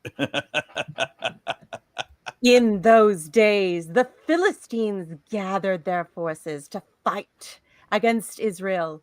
And Achish said to David, "You must understand that you and your men will accompany me in the army." And David said, "Then you will see for yourself what your servant can do." Achish said, "Very well, I will make you my bodyguard for life." Now Samuel was dead, in case you forgot. And all Israel had mourned for him and buried him in his own town of Ramah. And Saul had expelled the mediums and the spiritists from the land. The Philistines assembled and came and set up camp at Shunem, while Saul gathered all the Israelites and set up camp at Gibeah. When Saul saw the Philistine army, he was afraid. Terror filled his heart. He inquired of the Lord, but the Lord did not answer him by dreams, or Urim, or prophets. Saul then said to his attendants, "Find me a woman who is a medium, that I may go and inquire of her." "There is one in Endor," they said. You can see what an excellent job he did expelling the mediums. So Saul disguised himself as a stormtrooper, but he was a little short, putting on other clothes. And at night he and 2 men went to the woman. "Consult a spirit for me," he said, "and bring up for me one whom I will name." But the woman said to him, "Surely you know that Saul has done. He has cut off the mediums and the spiritists from the land. Why have you set a trap for my life to bring about my death?" And Saul swore to her by the Lord, "As surely as the Lord lives, you will not be punished for this." Then the woman asked, "Whom shall I bring up for you?" "Bring up Samuel," he said. When the woman saw Samuel, she cried out at the top of her voice and said to Saul, "Why have you deceived me? You are Saul." The king said to her, "Don't be afraid. What do you see?" The woman said, "I see a spirit, or rather, I see an Elohim coming up out of the ground." "What does he look like?" he asked. "An old man wearing a robe is coming up," she said. Then Saul knew it was Samuel, and he bowed down and prostrated himself with his face to the ground. And Samuel said to Saul, "Why have you disturbed me by bringing me up?" "I am in great distress," Saul said. "The Philistines are fighting against me, and God has turned away from me, and he no longer answers me by prophets or by dreams. So I called you to tell me what to do." Samuel said, "Why do you consult me? Now that the Lord has turned away from you and become your enemy, the Lord has done what he predicted through me. The Lord has torn the kingdom out of your hands and given it to one of your neighbors, to David, because you did not obey the Lord or carry out his fierce wrath against the Amalekites. The Lord has done this to you today. The Lord will hand over both Israel and you to the Philistines, and tomorrow you and your sons will be with me. The Lord will also hand over the army of Israel to the Philistines." Immediately Saul fell full length on the ground, filled with fear because of Samuel's words. His strength was gone, for he had eaten nothing all that day and night. Smart. When the woman came to Saul and saw that he was greatly shaken, she said, "Look, your maidservant has obeyed you. I took my life in my hands and did what you told me to do. Now please listen to your servant and let me give you some food so you may eat and have the strength to go on your way." He refused and said, "I will not eat." But his men joined the woman in urging him, and he listened to them. And he got up from the ground and sat on the couch. And the woman had a fatted calf at the house, which he butchered at once. He took some flour, kneaded it, and baked bread without yeast. He set it before Saul and his men, and they ate. That same night, he got up and left.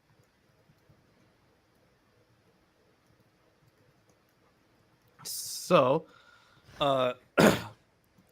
the one of the things I want to point out, right, is like we already talked a little bit about it, about the Elohim. So I checked the Greek, and they do use the plural gods. So it says that she said to him that she like I have seen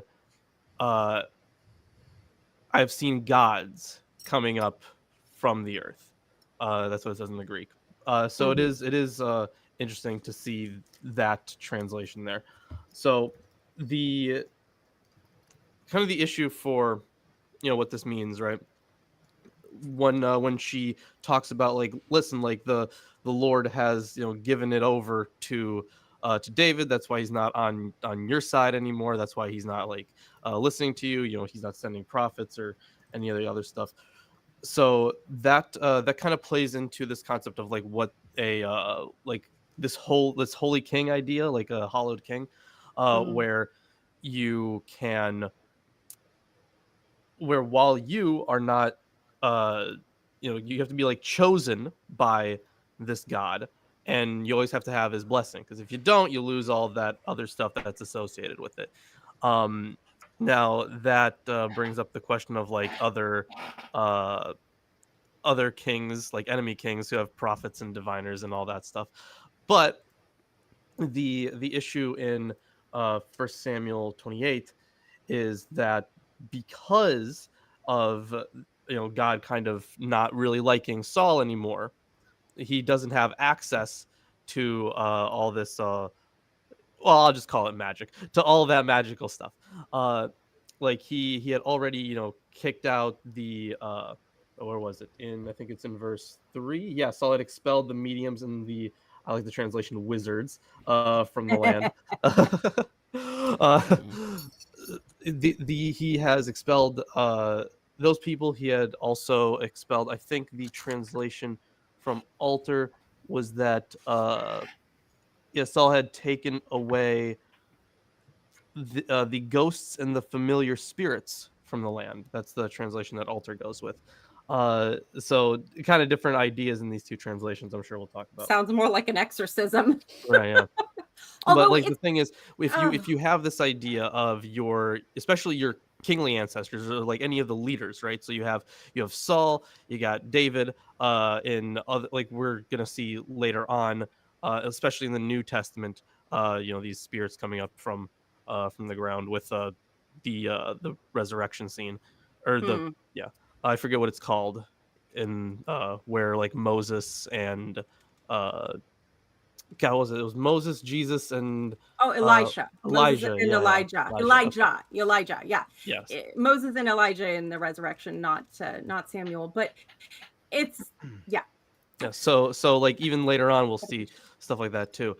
So the idea that that in order to be kind of deified in this way, in some real sense, after after death, has to do with how much favor you have from God when you die, right? Because a lot of the people, if you're just a fucking normie, you just go to Sheol, and that's kind of it. And there are different interpretations of Sheol, but we've talked about that before. So it's lights out, but at least put up with your mother-in-law. the significance of Samuel being listed as one of these, I'll just call it divine beings for now, as this divine being shows his his status after death.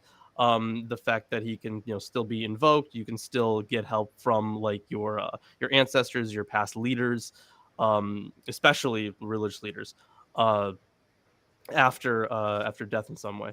And the people that God, like God's always on like these people's sides, right? So he threw Saul to the side, and he's like, well, I'm with David now, and he was always with Samuel. So it is really interesting to see kind of the how do I put this? Seeing the elevation of their status Hmm. at this point. I do have a question though about the divination that Saul performed, because initially it says that he was not getting any portents, he was not getting any prophecies, he was not getting anything through the and Thummim. But here's the thing: not only had he expelled the witches and wizards and fortune seekers from the land and the necromancers, but he had also killed the entire priesthood, with the exception of one dude who ran for his life with an ephod and is now with David. So there's nobody to do the portents. Samuel is dead. The priests are all dead except for the one exile.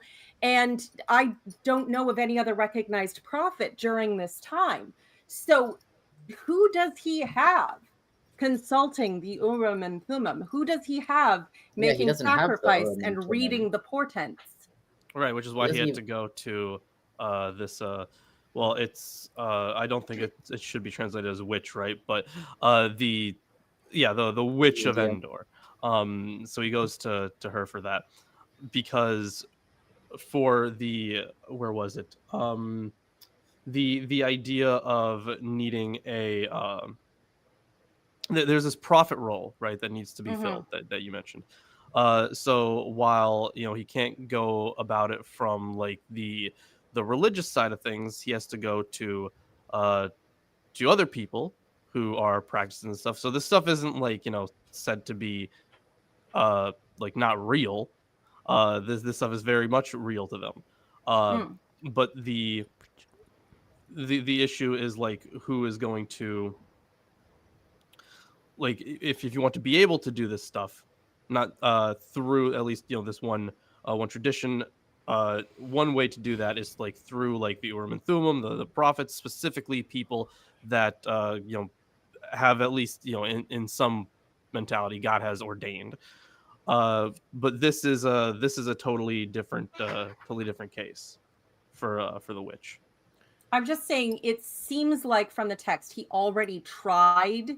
Yeah. God was not answering him through these portents. So I'm wondering basically who was doing that. Was he trying to read the portents himself? Well, maybe he asked like because remember being a prophet was a job. You were hired to be a prophet. So he probably had prophets hired, like but none of them were receiving any kind of revelation. They were getting nothing from any any divination ritual that they could do. So God has left Saul behind, all of his people behind, and it's not like he's taken away the power of this witch, right? But or of this medium, we'll just call her that.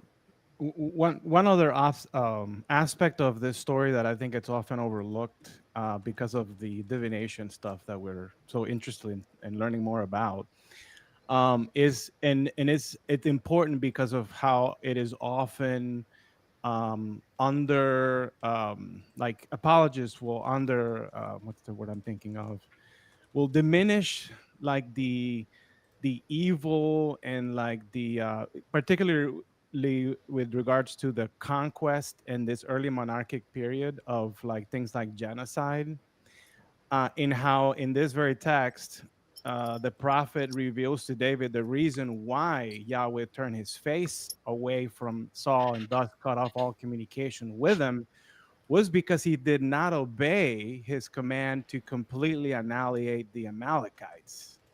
That was what was expected of Yahweh's king, and he didn't deliver that. And so therefore God turns now over unto David, which I remember as a Christian, I was raised primarily with this whole concept of, oh, God chose David because he was a man after God's own heart. But this was often never mentioned. Like God wanted a cold-blooded killer Yeah. Out of a king, Yeah. you know?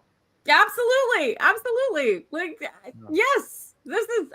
Saul didn't quite murder enough people for God. God hates, civility and clemency towards women and babies and non-combatants. He hates the Geneva Conventions. Saul just wasn't quite genocidal enough for him. Like, if David is a man after God's own heart, God's a fucking psychopath. Okay, I think I should start with my commentary. But before I'll start the commentary, I as I said previously, I've prepared I prepared a bit of a summary of Smelik's article, 1 Samuel 28 in Rabbinic and Christian Exegesis till 800 AD, regarding Jewish and Christian views about necromancy described here. So I'll first start with the Jewish views. Pseudo-Philo in LAB 64 did not deny that Samuel himself appeared, but he did not believe in necromancy in general. In his writing, he suggested that Samuel was not submitted to the power of a necromancer, but rather appearing to the command of Yahweh. Chazal, however, considered necromancy wicked but possible, as we see in Mishnah Sanhedrin 7:7 and Talmud Sanhedrin 65a. And according to them, Samuel was raised at Endor, as is presupposed in their exegesis of 1 Samuel 28, as we see in Talmud Berachot 12b and Shabbat 152b, Genesis Rabbah 65:8, Leviticus Rabbah 26:7, etc. Smelik notes the following story in Talmud Shabbat 152b. Quote, some heretic who denied the resurrection of the dead and the rabbinic view that the souls of the righteous abide beneath the seat of the Holy One until the day of judgment questioned Rabbi Abahu about 1 Samuel 28. How can Samuel be raised by necromancy when he is supposed to be beneath God's throne? Rabbi Abahu explained to him that during the first 12 months after death, the soul at times returns to the body, and only after that period, when the body has ceased to exist, the soul ascends to heaven and returns nevermore. This necromancy took place before the set time of 12 months. Quote. Yeah, there's also the bits about, like, Sure. he was scared because he thought he was being called to his judgment rather than being called by a medium. Yeah, like that's I am disturbed, or why are you irritating me, or whatever. That's like supposed to be a reference to, like, oh, you startled me. I was sleeping in Sheol, and you brought me up before my time. Yeah.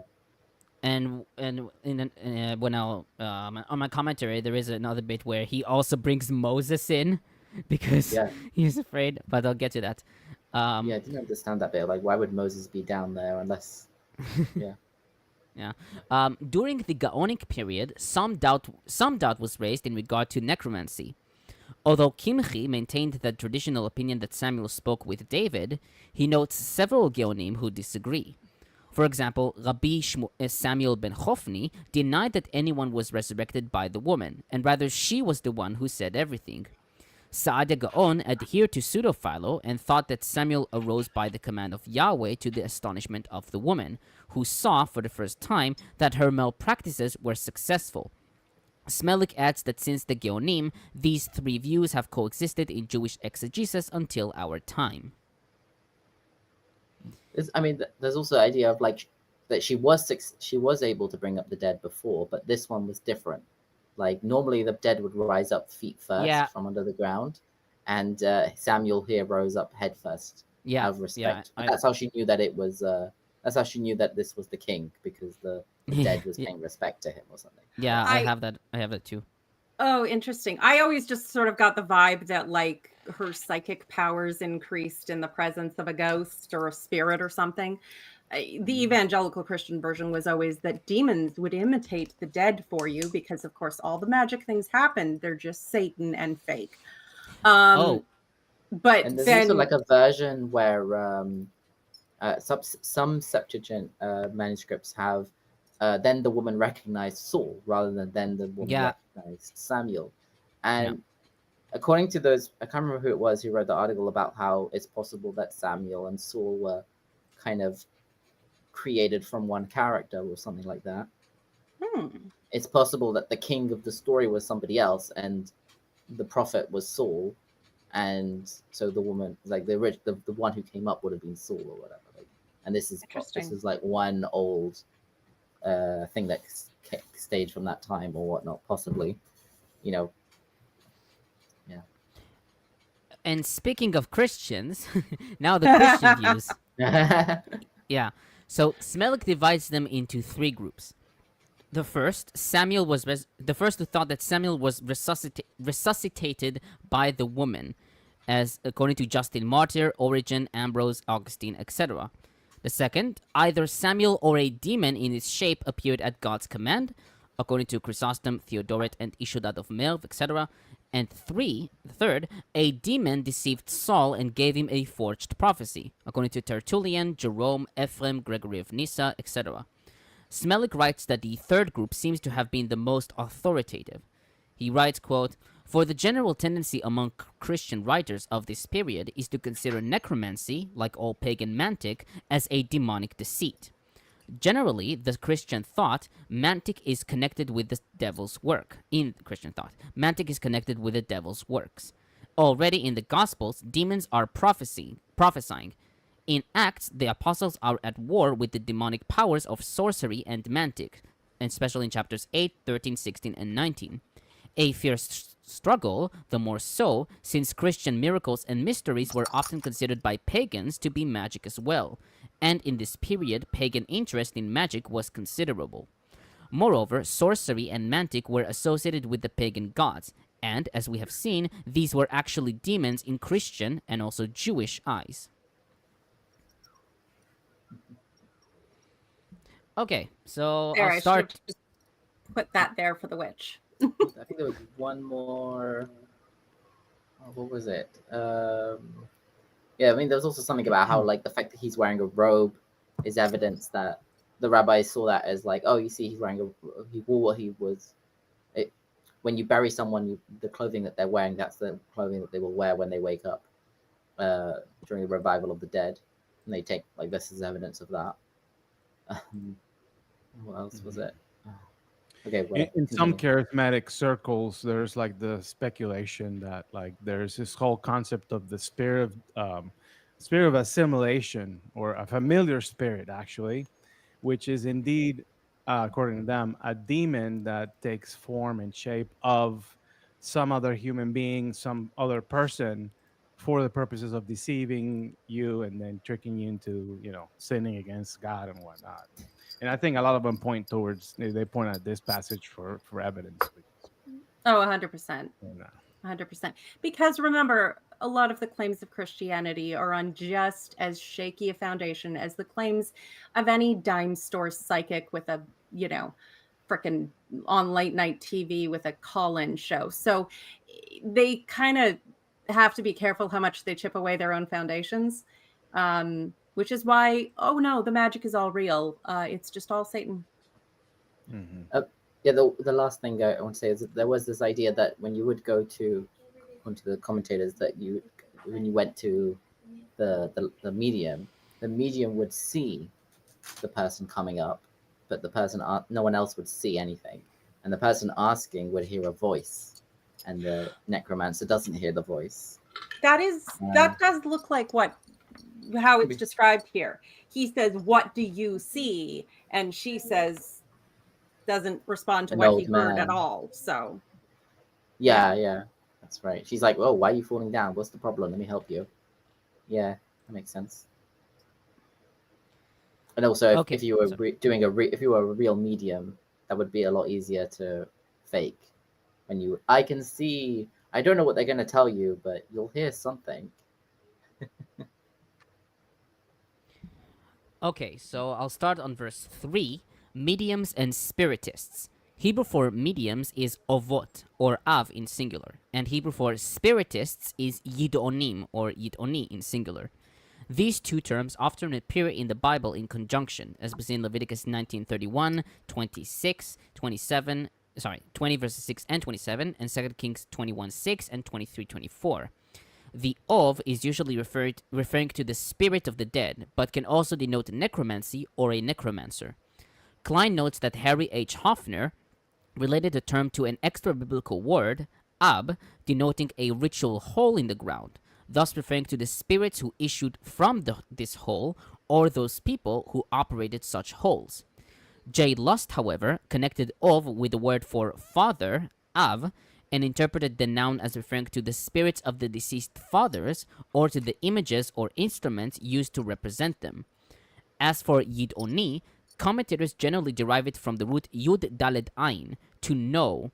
Bar-Efrat writes that the word may hint to the future telling and knowledge of the secret ascribed to the dead spirits, or to the knowledge of the necromancers. Regarding Saul's prohibition of the mediums and spiritists, Tsumura comments, the Mosaic laws forbade as abominations, to avot, mediums, wizards, and necromancers, who consult the spirits of the dead, as we see in Deuteronomy 18:11, Leviticus 19:31, 20 verses 6 and 27. The very need for such prohibitions is an indication that the problem of necromancy and of religious practices related to the dead was widespread in ancient Canaan. The reason Saul opposed these magical practices is presumably because he himself was aware of quote, its assumed efficacy, unquote, on which the biblical prohibition to magic was based. The present verse is evidence for such Canaanite cults in the land of Israel during Saul's days. Later history also evidences the existence of those abominations in Israel. For example, Isaiah 8:19, 29:4, 2 Kings 21:6, and 23:24. Saul's action of driving these pagan practices out of the land of Israel indicates that he remains a faithful Yahwist, at least on the surface. It is clear that Saul had already driven them out before the present crisis occurred. This verse seems to be strong evidence of the existence of the prohibition at this time, as it is unlikely that a later editor would have made up something good about Saul.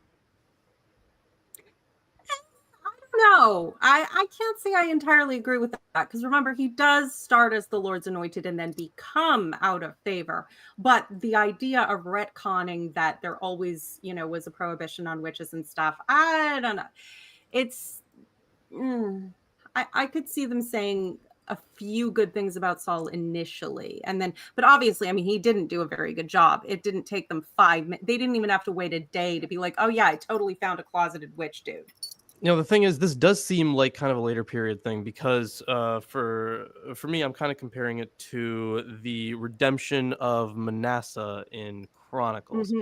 So I know it's a different authorship, but it does seem like in later periods that there were some schools of thought that were like, okay, so we have people who were they were pretty bad, but you know what, by the end of their lives they were okay. They were just starting to get right with God. So the I don't Deathbed salvation. So I don't totally I could totally see this as being like this later thing, right? Because even then with this story, the idea is still like, hey, Saul, God doesn't like you, he likes David. So even if it's presenting him in this more humble-ish kind of light, it's still not exactly pro Saul. No, it's not. But there is still that tension, which we've observed the whole time, between the kingship is a legitimate institution instituted by God, but God was kind of salty about it at first, but it's still really important that you hold it sacred. But also Saul wasn't that great, but he was good at first, but then not so much. So there's there was a real back and forth there between the urge to legitimate kingship and the divine right of kings and all that, but then also, but David is more legitimate, so we're going to keep his ancestry going as the the key to putting this 12-year-old on the throne. You know what's interesting? It's not even like so much about the kingship exactly, but it is more about like who's on God's side, right? Because like if you think about the context here, in you know what Samuel is saying, this is like he does mention David, but what he's usually talking about is like I know it's because because Saul brought up his issue with war with the Philistines, but Samuel gives this much more broad kind of claim when he's like, the Lord has done to you just as he has spoke by me, for the Lord, interestingly, God here has torn the kingdom out of your hand and given it to your neighbor David, because you didn't obey the voice of the Lord. So like this is less about the kingship itself and less about David than it is about following God. So I could totally see this being like this later period thing where it's not necessarily the kingship, it's not necessarily David, it's following God. But, so I could that's an element too. But I don't think it's generically just following God or following his commandments, but following particular commandments, namely genocide as commanded, right? Well, for war. Blind obedience. obedience. Blind and absolute obedience to the commands of God. But I do think there's an element of kingship there, because remember, all these soldiers are going to die the next day because Saul pissed off God by not killing enough people. You know, the kingdom's going to suffer a loss. There's that as the king goes, so go the people element where the stakes are higher with a king. Not that in the sense that, you know, everything was hunky-dory before, but I don't know. I think it's part of the subtext. It's not necessarily the main drive, absolutely, but I do think it's part of the subtext and the context there. And also, I mean, I don't know. Does anyone else think this sounds like an obsessively bad breakup with the guy who just will not realize that he's been dumped? Well, the thing is, like, this is classic stuff you're gonna see in like r/nice guys too. My God, I know. You're totally right, because like it's because it's like, first of all, he tries to kill David multiple times. David is, you know, all like, I don't want to be around that guy. I don't trust this motherfucker. He has excellent and then he's like, oh my God, I love you so much. Why are you leaving? It's the same with God. Like, God's okay, fuck off. I don't like you anymore. No, come back. Fuck off. I don't like you anymore. I'm not talking to you. And then he like, it's like he cyber stalked his ghost friend Samuel to try and manipulate him. Come on, tell me why God won't talk to me anymore. The same things he told you the last 5 times, fucker. In this house, that same guy was also willing to say, "Oh, maybe if I have to go live with the Philistines, so be it." Even though he knew that he would have to share the worship of other gods, you know, which and fight against his own people. Lovely. Yeah. So Saul does not take breakups well. This is what we're saying. Does not take them well. Okay. On verse 4, Klein comments. The Philistine army was stationed at Shunem, modern Solem, on the side of the mountain Nebidai, some 3.5 miles north of the town of Jezreel, or Zerin. Saul had marshaled Israel on the mountains of Gilboa, modern Jebel Fukua, a range of hills running southeast on the south side of the Jezreel Valley, anywhere from 5 to 12 miles from Shunem. The Philistine position, some 60 miles north of the city of Ekron, shows the great extent of their advance and the threat that they posed to divide Israel in two. On verse 6, dreams, Urim, and prophets. These are all legal methods to inquire of Yahweh. The Bible tells of Yahweh revealing himself through dreams, as we see in Numbers 12:6, Job 33, verses 15 through 18, and to specific people such as Abimelech, king of Gerar, in Genesis 20, Jacob in Genesis 31, and Solomon in 1 Kings 3:5. The Urim are usually taken together with the Thummim, but we find Urim used alone in Numbers 27:21. McCarter takes the Urim to be lots. Rashi wrote that since Saul had slain the priests of Nob, he was not answered by the Urim. Kimchi writes that Saul did not have the Urim, since they were with Abiathar, who was with David. Targum has scribes instead of prophets. Van Stalda Solman writes that this changes the meaning of God's answer. No scribe could tell through exegesis what Saul's strategy was to be. Kimchi took the prophets to be Samuel's disciples. Did you see anything about how it mentions the Urim, even though he possibly didn't have it, or was it? I mean, no, because if what? Yatar had the Urim and Tumim, like Yeah. well, I mean, obviously when this was written, maybe it wasn't an issue. Maybe there was multiple. No, But, yeah, I like, mean, I've noted Kimchi's comment that he did not have them because Abithar had them. Right, that seems to be the only thing that they say. Like, oh, the Lord did not answer him either by dreams or by Urim or by prophets. And then they're like, oh, he didn't answer him by Urim because he didn't ask from them. No, It's a but bit- no, It's a bit weird.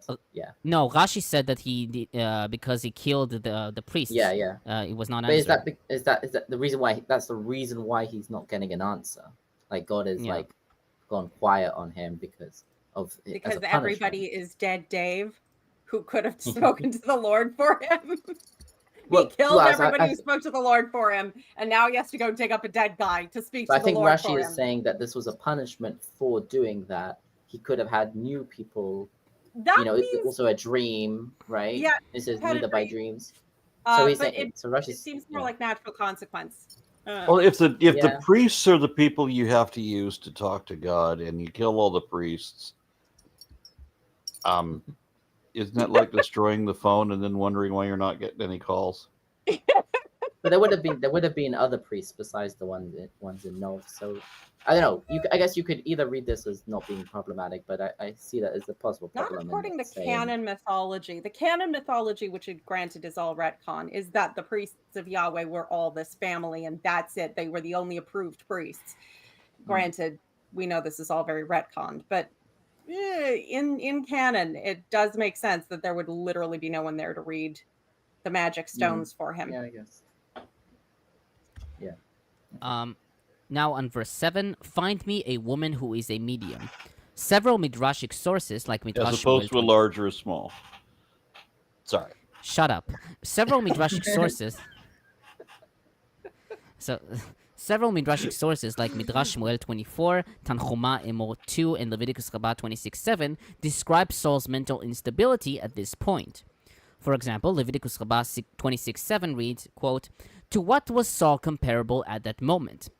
Rish Lakish said, "This is analogous to a king who entered a province and said, 'All the roosters that are here shall be slaughtered tonight.' When he sought to leave, he said, 'Is there a rooster that will crow?' They said to him, 'Are you not the one who's decreed and said, all the roosters that are here shall be slaughtered?' So too, Saul removed all the conjurers and necromancers from the land, and he says, 'Seek for me a woman who is a conjurer.'"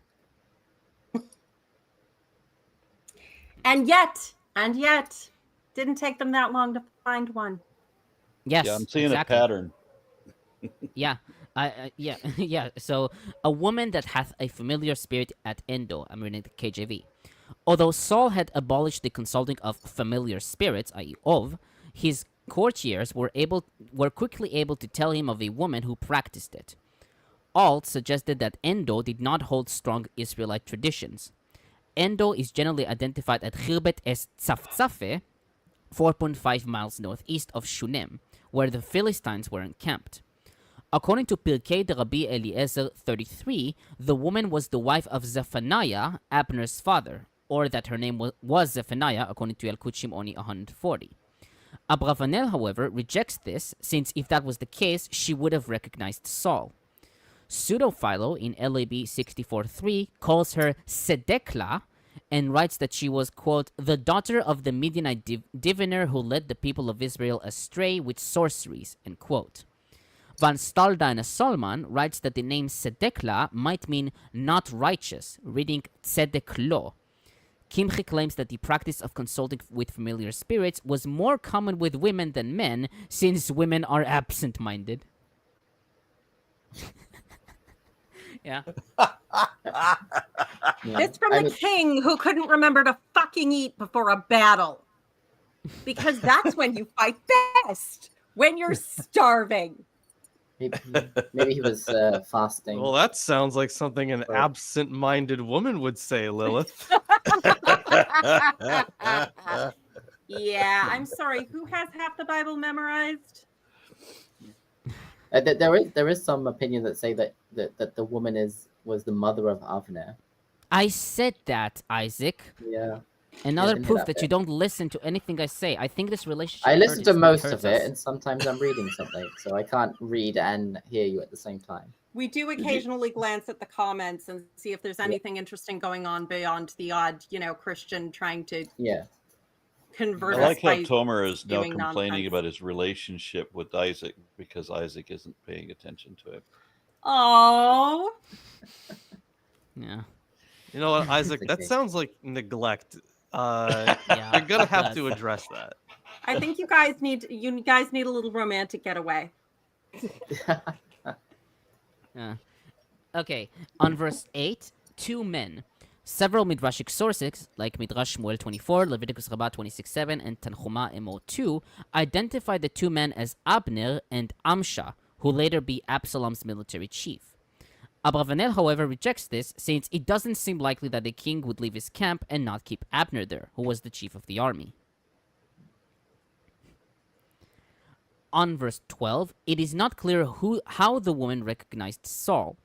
Midrashic sources, like Leviticus Rabbah 26:7 and Tanchuma Emor 2, claim that when spirits are risen by common people, they come up with their feet upward, but Samuel ascended with his head upward, in respect of Saul. Thus, as Rashi explains, quote, she saw him ascending not in the usual manner, end quote. Ditrani notes that some say that Samuel told her that this was Saul, as Josephus does in Antiquity 6:332. Klein notes that some Septuagint manuscripts have Saul instead of Samuel. Thus, the woman saw Saul and recognized him. However, this does not explain why she couldn't recognize him in verses 8 through 11. McCarter takes verses 11 through 12a as an addition. Originally, he writes, she recognized Saul because of his authoritative oath of reassurance, which only a king could do. Thus, he takes verses 11 through 12a as, quote, part of the prophetic reworking of the episode, end quote. However, Tsumura notes that in verse 8, Saul specifically asks to bring up the one who he asks, so McCarter would have to amend that also. On verse 13, I see a ghostly figure coming up out of the earth. Hebrew Bible reads, I have seen Elohim rise, plural, from the earth. Most traditional commentators take Elohim to refer to a great or an honorable person, based on the word Elohim in Exodus 22 verses 8 and 27, which has traditionally been interpreted as judge. Thus, as Kimchi renders, quote, I have seen a great person rising from the earth, end quote. Since the verb for rise is plural, alim, olim, some midrashic sources, like Leviticus Rabbah 26:7 and Talmud Chagigah 4b, claim that Samuel rose together with Moses. Van Staldan Solomon... Hard copium. Because he thought that he was being called up for judgment, and so Moses would be like, yeah, I'm getting to that, Isaac. Oh, okay. You're being so manipulative. Van Staldan Solomon notes that some rabbinic sources believe that Samuel thought that the day of judgment had come, and since he was afraid, he brought Moses up with him. Others, like Tanchuma Buver Vaikra 8:4, thought that he brought Moses to pray for Israel. Although the reading great person is preferred by Garsiel, early translations and most modern commentators take Elohim as referring to supernatural beings. Tsumura notes the Ugaritic terms Rapim and Ilinim and Ilim Metim, which refer to the deceased in ancient Near Eastern texts. He notes that Isaiah 8:19 uses Elohim in a way which can be interpreted as referring to the dead, Metim, with Isaiah mocking the people's desire to consult mediums. Targum reads, I see the angel of the Lord. Van Staldan Solman explains that Targum avoids the misinterpretation that the woman saw Yahweh or a divine being, and that divine beings should come up out of the earth. However, Josephus in Antiquity 6:333 wrote that she saw one coming up with a form similar to God. Yeah, that's the same kind of later copium we see with what was it in Deuteronomy 32 8 through 9. That's the exact same type of copium we see. They're like, they're like, oh, it's actually angels. there. Angels is better than person of great respect. Elohim does not mean a person we respect. It means a fucking god. Yeah, it doesn't. Angels It at also least doesn't are mean technically judge. demigods. It's just a way of saying it was a glowy person. A glow. A glowy person. Yeah. Isaac on a Saturday night. And Sunday How do you morning. explain that Glittery scientifically? trips to the club. It's also interesting that in the Greek, the term is theos, but in the plural as Yeah, well. yeah, it's Theos. It's Yeah. not just like. Theos. So gods, yeah. Mhm. Which is more accurate, but theologically more problematic. So I I got don't a have couple the of I comments don't- here. Okay. The Unlucky Legume gifted 10 R&R memberships. Thank you. And then Ronaldo Martinez offers $2 and says, Aaron, who the guy on your left earlier? Probably my stepson. Sometimes wanders into the room to see what I'm doing. And then Kip Davis says, David Koresh memorized the entire Bible. Well, Lilith, And you look got- what happened to Yeah. him. And yet I don't have the energy to waste starting a cult, so I'll only memorize half of it. It's an Yeah. I think it's that. bullshit. I'm sure there's multiple people who have done that. Yeah, but the ones who are really like weird about it, like Jack Van Imp, that creepy little televangelist that was always predicting the end of the world, but saying that he never set a date despite all the dates he set on his show. Yeah. David Koresh also had a bitchin' 67 Camaro. It was a nice ride. But anyway, Ronaldo Martinez offers $2 and says, is there an antidote song to People Need the Lord? Nothing feels like prayer. Nothing feels like prayer. Use your mind and you will find that nothing feels like prayer. Okay. There's Thank your you. antidote song. Dan Barker. Okay, I'll continue on verse. Sorry. Is People Need the Lord the name of a song? Oh, Sounds like it. Yeah. maybe, yeah. Yeah, it's a song by Steve Green, whoever that Ooh. person is. Okay, on verse 14, what does he look like? From this verse, commentators conclude that Saul couldn't see Samuel. Thus, Rashi comments, quote, 3 things were said regarding Ov. The one who conjures, i.e. the dead, up, sees it, but does not hear its voice. The one who inquires of it hears it, but does not see it, and the others neither see or hear it. On that same verse, an old man wearing a robe. The robe is Samuel's characteristic clothing, seen 2:19 and 15:27, a feature which allows Saul to confirm Samuel's identity. Rashi and Ditrani wrote that Samuel was buried with his robe. Tsumura notes that in tombs of ancient Israel, the bodies of select individuals, including women, were wrapped with cloak over their dresses and jewelry. Septuagint reads, a man standing, reading zakaf or zakef instead of zaken, which means old. While this reading is preferred by McCarter, who sees it as the lectio difficilo, Tsumura writes that the Masoretic text makes good sense and is most natural. He adds that old man could be an epithet, quote-unquote, for a prophet. Josephus in Antiquity 6:333 wrote that Samuel was wearing a priestly cloak. And Pseudophilo in LAB 64:6 wrote that Samuel did not have the appearance of a man, and that he was clothed in a white robe with a mantle placed over it, with 2 angels leading him. Wow. Where'd they get Yeah. that from? So it's just like hollow clothing? Is that what they said? So is that where we get the drape ghost thing and but then you need angels leading you? What's the Are I mean, I souls first blind? was I first was inclined to think, oh, maybe that's how he recognized him as Samuel, because he was wearing a priestly robe. But there seems to be other usages of that same term in non-sacral robes. So it's not like Yeah. one exclusive term for that priestly garment. Yeah, the word me'il is it's used for the priestly garments. There is a me'il as part of the high priestly garments, and it says that, you know, when he was a baby or whatnot, his mother made him one as well of linen or something. He was So raised in the temple, yeah. so the word is used in other parts of the Bible, not referring to biblical to priestly garments, but I'm guessing they understood it as if the fact they used it here, that word means that referring to that type of one that he wore. Wait a minute. Oh, I just want to check something real quick. Where is it? Was it? Yeah, I just want to see if where So- pseudophilos get the idea. So I that think he I think had some 6 Christians angels. have an issue with the old man bit because they believe like, when you die and go to heaven or whatnot, like you're gonna become young again or something. Oh yeah.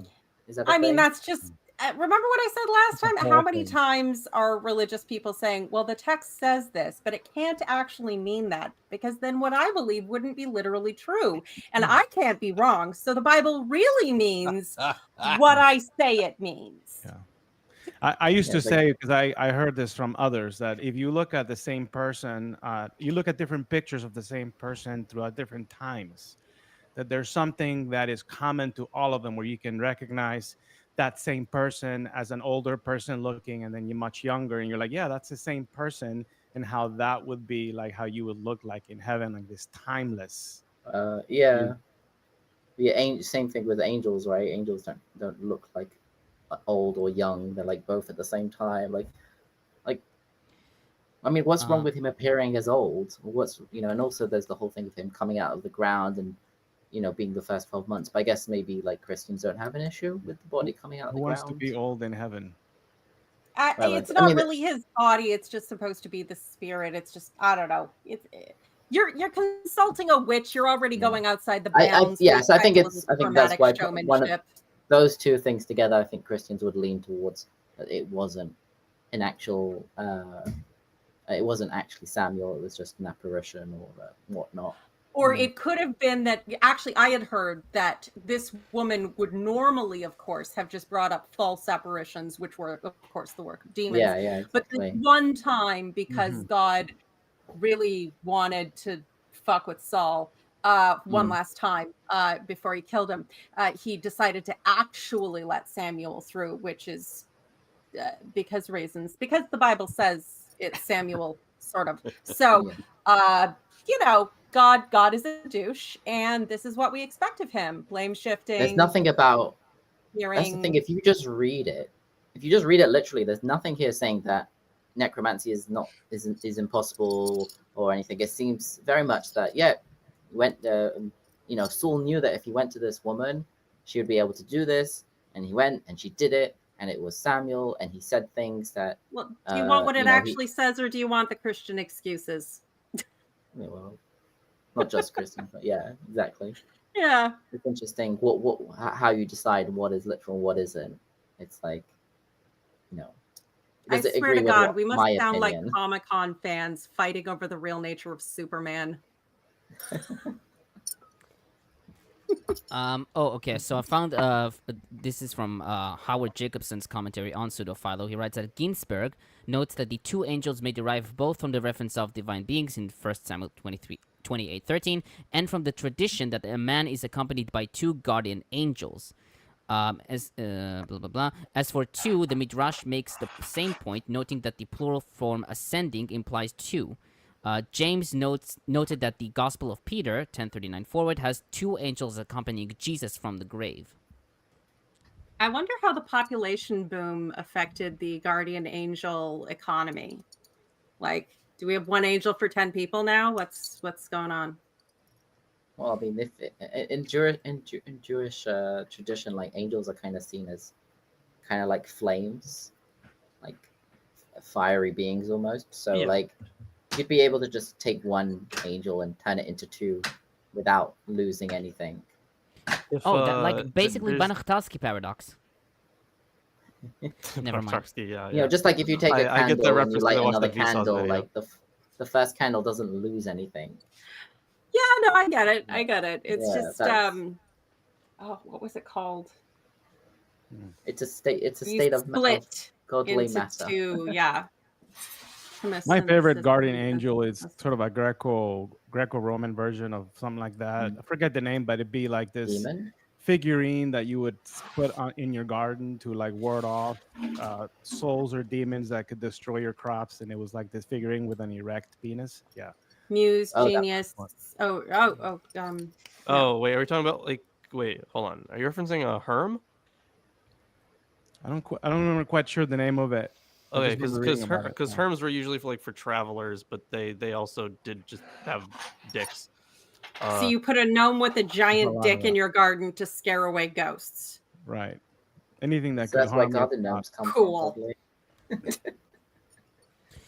probably. Okay, so on verse 15, why have you disturbed me? Hebrew for disturbed is hirgastani, from the root resh gimel zayin. McCarter writes the definition equivalent of the verb often refers to the violation of tombs in sepulchral inscriptions. Tsumura notes that the root appears in Isaiah 14:9, where Sheol is said to be stirred up and the shades, Rephaim, are roused. Leviticus Rabbah 26:7 interprets ragaz as fear, and thus Samuel was afraid because he thought that it was the day of judgment, and he was called to be judged. Likewise, Pseudo-Philo in LB 64:6 writes, quote, Samuel said to him, why have you disturbed me to raise me up? I thought that the time of the payment of my deeds had arrived, end quote. On that same verse, he no longer answers me either by prophets or by dreams. Saul does not mention using the Urim to inquire of God. According to Talmud Berachot 12b, Saul was ashamed of killing the priests of Nob, and so does not mention the Urim. Bar-Efrat notes that some commentators erase the mention of the Urim in verse 6 because of their lack of mention here. However, no other commentators amend the text of verse 6. Tsumura writes that the phrase prophets or dreams is merismatically used, referring to the methods other than the medium. On verse 16, the Lord has become your enemy. Hebrew for your enemy is arecha. The word is found only here and in Psalms 139:20, and its exact meaning is unclear. Symmachus, Vulgate, and Targum, followed by traditional commentators, read arecha to be your enemy. Bar-Efrat writes that the Aramaic form of ar is tsar, as we see in Daniel 4:16. McCarter notes that some critics take arecha to be a simple corruption of tsarecha, or a transcriptional error for tsarecha, by a scribe to whom the Aramaic form was familiar, end quote, according to Smith. He follows the Septuagint and Peshitta, the Lord is with your neighbor, reading re'echa instead of arecha. This reading is also preferred by Klein and Auld. Tsumura writes that arecha is possibly an Israeli quote-unquote form, not Aramaic, and writes that the existence of the Aramaic form, quote-unquote, itself does not make the narrative late. I mean, there is the same the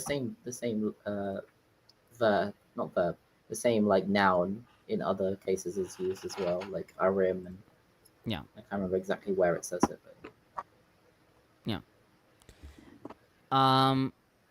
Yeah, okay. On verse 17, the Lord has done what he predicted. Hebrew Bible reads, and Yahweh has done to himself, Vayas Yehovah lo. If we follow verse 16, the word lo could also refer to David. Septuagint, Vulgate, followed by Kimchi and Dimen Kaspi, read lecha, to you, and thus, quote, Yahweh has done to you, end quote. McCarter prefers the Septuagint and writes that the Masoretic text reading was a result of the loss of the chaf suffix before the following word, ka'asher. While most commentators follow the Septuagint, Tsumura writes that lo could be ventive, like in the Akkadian. On verse 19, the Lord will deliver both Israel and you into the hands of the Philistines. McCarter writes that verse 19 is corrupt in all witnesses, and takes this phrase to be a doublet of the last clause in the verse, and therefore deletes it. Klein, however, writes that the content of this phrase presupposes the material in the next clause, when should come after it. He maintains that the repetition of this verse is the result of a reductional addition in verses 17, 18, and 19a, and not from text-critical factors. Tsumura adds that this is a poetic diction with an AXB pattern, and that the first and third lines constitute a chiasmus, ABC and BAC. On verse 20, immediately Saul fell full length on the ground. Josephus in Antiquity 6:337 wrote that either it was due to the pain that came upon him from what he had been told, or for not eating anything. Bar-Efrat writes that this is not indicative of surrender. Rather, quote, he was very afraid that he flung himself prone to the ground, end quote, according to Abravanel. Auld notes that much like the statue of Dagon in the presence of the ark in 1 Samuel 5:3-4, Saul is, quote, no longer in the formal posture of obeisance, but falls full length on the ground, end quote. He adds, quote, the full of his stature recalls the only other use of koma in Samuel in 16:7, where Yahweh warns Samuel when reviewing Jesse's sons not to regard the height of his stature, which itself reminds readers that the young Saul's tallness is one of his defining features, as seen in 9:2 and 10:23. Falling prostrate is the most obvious physical manifestation of Saul's fear at Samuel's words. Also fainting because blood sugar and shock. Yeah. Frickin' eat something in the day, dude. For on that same verse, for he had eaten nothing all that day and all that night. McCarter, Klein, and Tsumura wrote that Saul fasted to purify himself as preparation for meeting Samuel. Klein also proposed that Saul had not eaten because of the hardship of the trip to Endo, so close to the enemy lines. Bar-Efrat writes that Saul did not eat out of anxiety, and notes that in the Bible, fasting is used to denote difficult mental state, as we see in 1:7 and 1 Kings 21:4. Garsiel writes that fasting was part of the army's preparation when fighting Yahweh's war, as seen in 1 Samuel 7:6 and 14:24 forward. He writes that the author creates a literary link between the fasting in the Battle of Michmash and Saul's fasting here. On verses 21-25, Auld comments, despite warnings about her sort elsewhere in the Hebrew Bible, this unnamed medium from Endo is presented very sympathetically. She is an engaging character, offering hospitality to the king about to die, readily calling an animal of her own to feed an unexpected visitor. As for the portrayal of her professional competence, the Samuel she summons up speaks exactly like the narrator Samuel, except for the prediction at the end of his speech that Saul and his sons will join him tomorrow, and that the camp of Israel will by then be in Philistine hands. Everything else is repeated from earlier utterances before his death.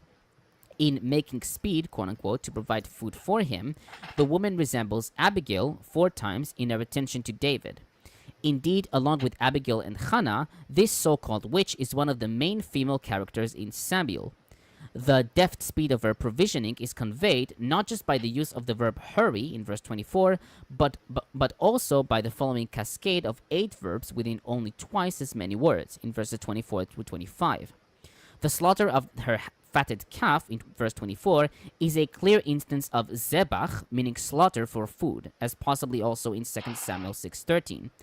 The only other instance in the Hebrew Bible of zevach kal with a female subject is the prejudicial Ezekiel 16:20, where the offerer is the whore Israel, end quote. Lovely. Yeah. Oh, and I should also note that Pseudo-Philo does not mention these verses. He simply states in LAB 64:9, quote, Saul heard the words of Samuel and grew faint and said, Behold, I go to die with my sons, for my destruction will be an atonement for my wickedness. Saul rose up and went away from there. Yeah. Doesn't even beg God for his son's life. Not even Jonathan, who would have loyally served beside David, and David would have been very happy to have with him. On verse 23, I will not eat. Klein comments, Saul refused to eat at first either because he knew his death could not be evaded by food, or because he knew that accepting her invitation would mean accepting vitality from someone who professionally cultivated death. To eat with her would signal a rejection of God and his prophet. Eating also was senseless now that doom was certain. Still, when she and his own servants urged him, the king accepted the offer, which he knew was of no avail. His inconsistency in rejecting and then accepting her invitation was no greater than his prohibiting of necromancy and then seeking it out himself. It was the voice of the woman and his servants he obeyed, in verse 23, and not the voice of Yahweh, verse 18. And finally, verse 24, the woman had a fattened calf at the house. Josephus in Antiquity 6, 339 writes that the woman had a single tame calf, and that she was a day laborer who had to be satisfied with the calf as her only possession. Klein, following Buchan, writes that the woman offered Saul a ceremonial royal meal. The verb for butchered, vatisbecheu, is from the root zayin bet chet, which can denote a sacrifice. I think there may also have been an element, because we've pointed out, particularly in this area of the world, hospitality is sacred, very sacred. She's granted under the direct orders of the king, but she's still done something that gets people killed or at the very least exiled. So, doing the necromancy, obviously she's, she took her life in her hands, as she put it. But to put the king under the obligation of hospitality, one, it's a good idea because he needs to gather his strength so he could go away and leave you alone, because he's clearly very stable, most stable man. But also to put some obligation of hospitality there is probably a bit of a protection of a taboo, not foolproof, but definitely not a bad idea. Anybody want to move on to 29? Honestly, sure. I mean, it's a short chapter, and my commentary is only like 10 pages. So yeah. I need to get to editing some stuff, guys. I can't be. I mean, we all. dilly-dally. I mean, we have 3 hours, Lawrence. We do, but we also have that much time next week as well. I mean, yeah. I mean, I think you're pointing out that we only have 3 chapters left. Okay. Next week I have to make sure that I get out of here by this time or 2, by 2 Central or whatever, 30 minutes from now. I have to cut out a little bit early next week. But that's still, 30 minutes later than right now. Oh, yeah. I mean, we could read just 29 really quickly. It is a resolution of the whole bit where at this point, remember in the background, David is marching into battle on the side of the Philistines, saying, yeah, me and my men are totally going to kill those Jews for you, dude.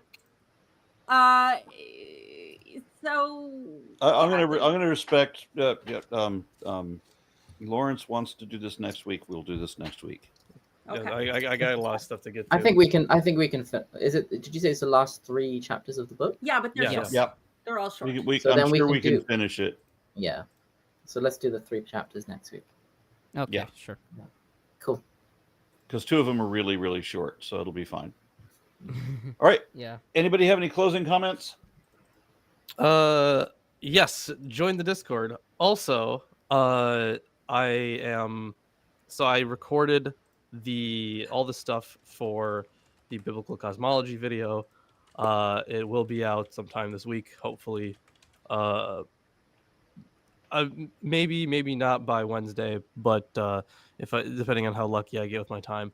But the recording for it was 3 hours. So I'm gonna edit that down. Obviously, gonna cut out all the fuck ups and everything. Lawrence is too smart for his own good. So it's gonna be like a maybe 2-hour long video. That's what you're looking at. So, but I would bet that. Yeah, you don't do the video, right? You're just doing the audio. No, I do the video too. I do everything. No, I mean, are you on camera? Yeah, for part of it. Okay. But yeah, just for part of it. The only reason I did that was so I would have less stuff to physically do in like my editor. Yeah. So But yeah, even All then, that part was only about a third of it. So yeah, I got a lot of stuff to. I'm to very get much through. looking forward to this video. Everybody watching this right now, when Lawrence comes out with this is I did a thing on how the Earth is depicted as flat in the Bible, and a handful of people says, no, it doesn't say that it's flat. You know, and so we talked about the cosmology, and Lawrence found not just what I knew about, but a whole bunch more. Obviously, there's a lot that goes into it. It's Yeah, really I guess you could be charitable and say, like, if you read the Bible in a shallow way, and you just read this part, that part, you don't necessarily look at everything in a scholarly way, you're gonna miss all of that. You're not gonna see it as easy that it says that it's flat, especially if you're using English translations that don't reference any of those things. Yes, like I pull from plenty of biblical texts. Job especially. I talk about Ezekiel, Exodus. I talk about so much stuff. Proverbs as well. There is a lot that goes into this, and I'll be like dissecting every little piece of the puzzle, because it's not just is the world flat? It's the whole model that we're talking about.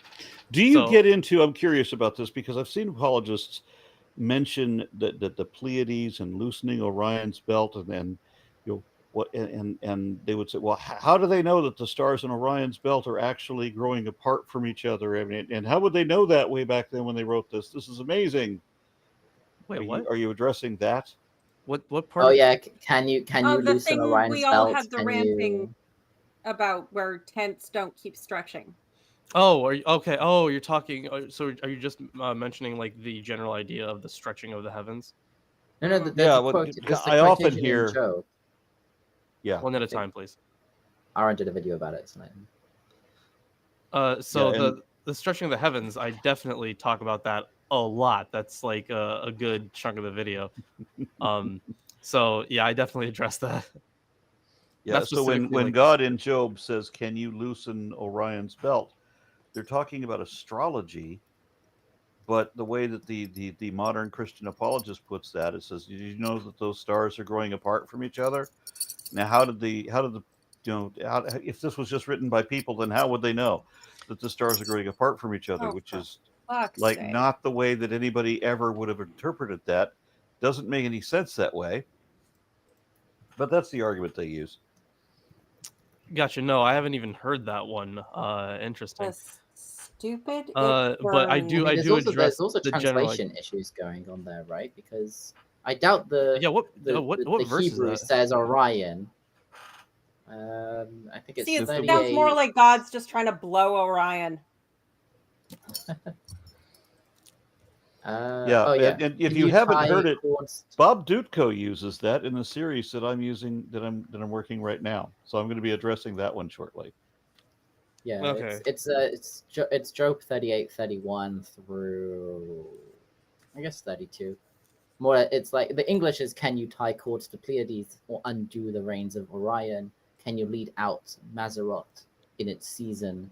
Conduct the bear with her sons, right? So the Hebrew is like, it doesn't say Pleiades, it says Kima, and it doesn't say Orion, it says Kasil. And Mazzaroth is, I guess, what it says, Mazzaroth.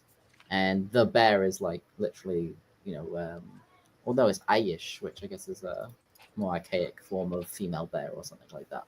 I'm hoping I do mention, so I don't address that directly, but I do mention the placement of the constellations and the stars. I do mention that, and it was always seen in the ancient world as like they were inscribed or drawn on to the onto the firmament. So I do address that, but not like directly.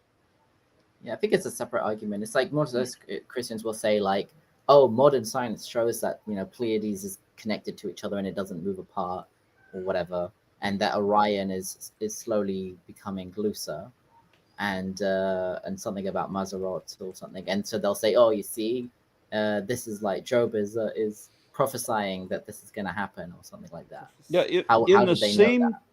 in the same book where God Himself describes the earth as flat and taking the shape of clay under His heel. There's that, but that one's actually has more to do with the color of it. So I didn't even use that one because I don't think it's even close to talking, because it's not the shape of a seal. I think it's about like the color of the seal or something. With like the next part of the verse.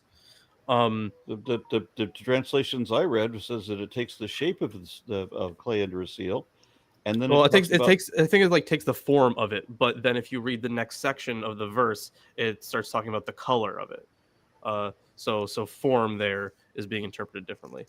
Ancient Babylonian seals were also cylindrical, and you'd roll them out. the seal. Well, not The the seal. seal The would seal not be itself cylindrical. would be Cylinder cylindrical, seal. but the thing that the clay would end up being flat. Right? Yeah, Yeah, the clay would be Square. flat. You'd roll it out A like a rectangle. Yeah.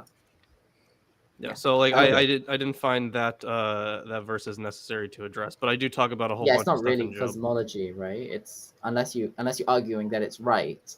There's nothing about the verse itself. All right. That seems to I imply think we're this is going to how have the to world leave works. the discovery of some Yeah. of this to the video itself.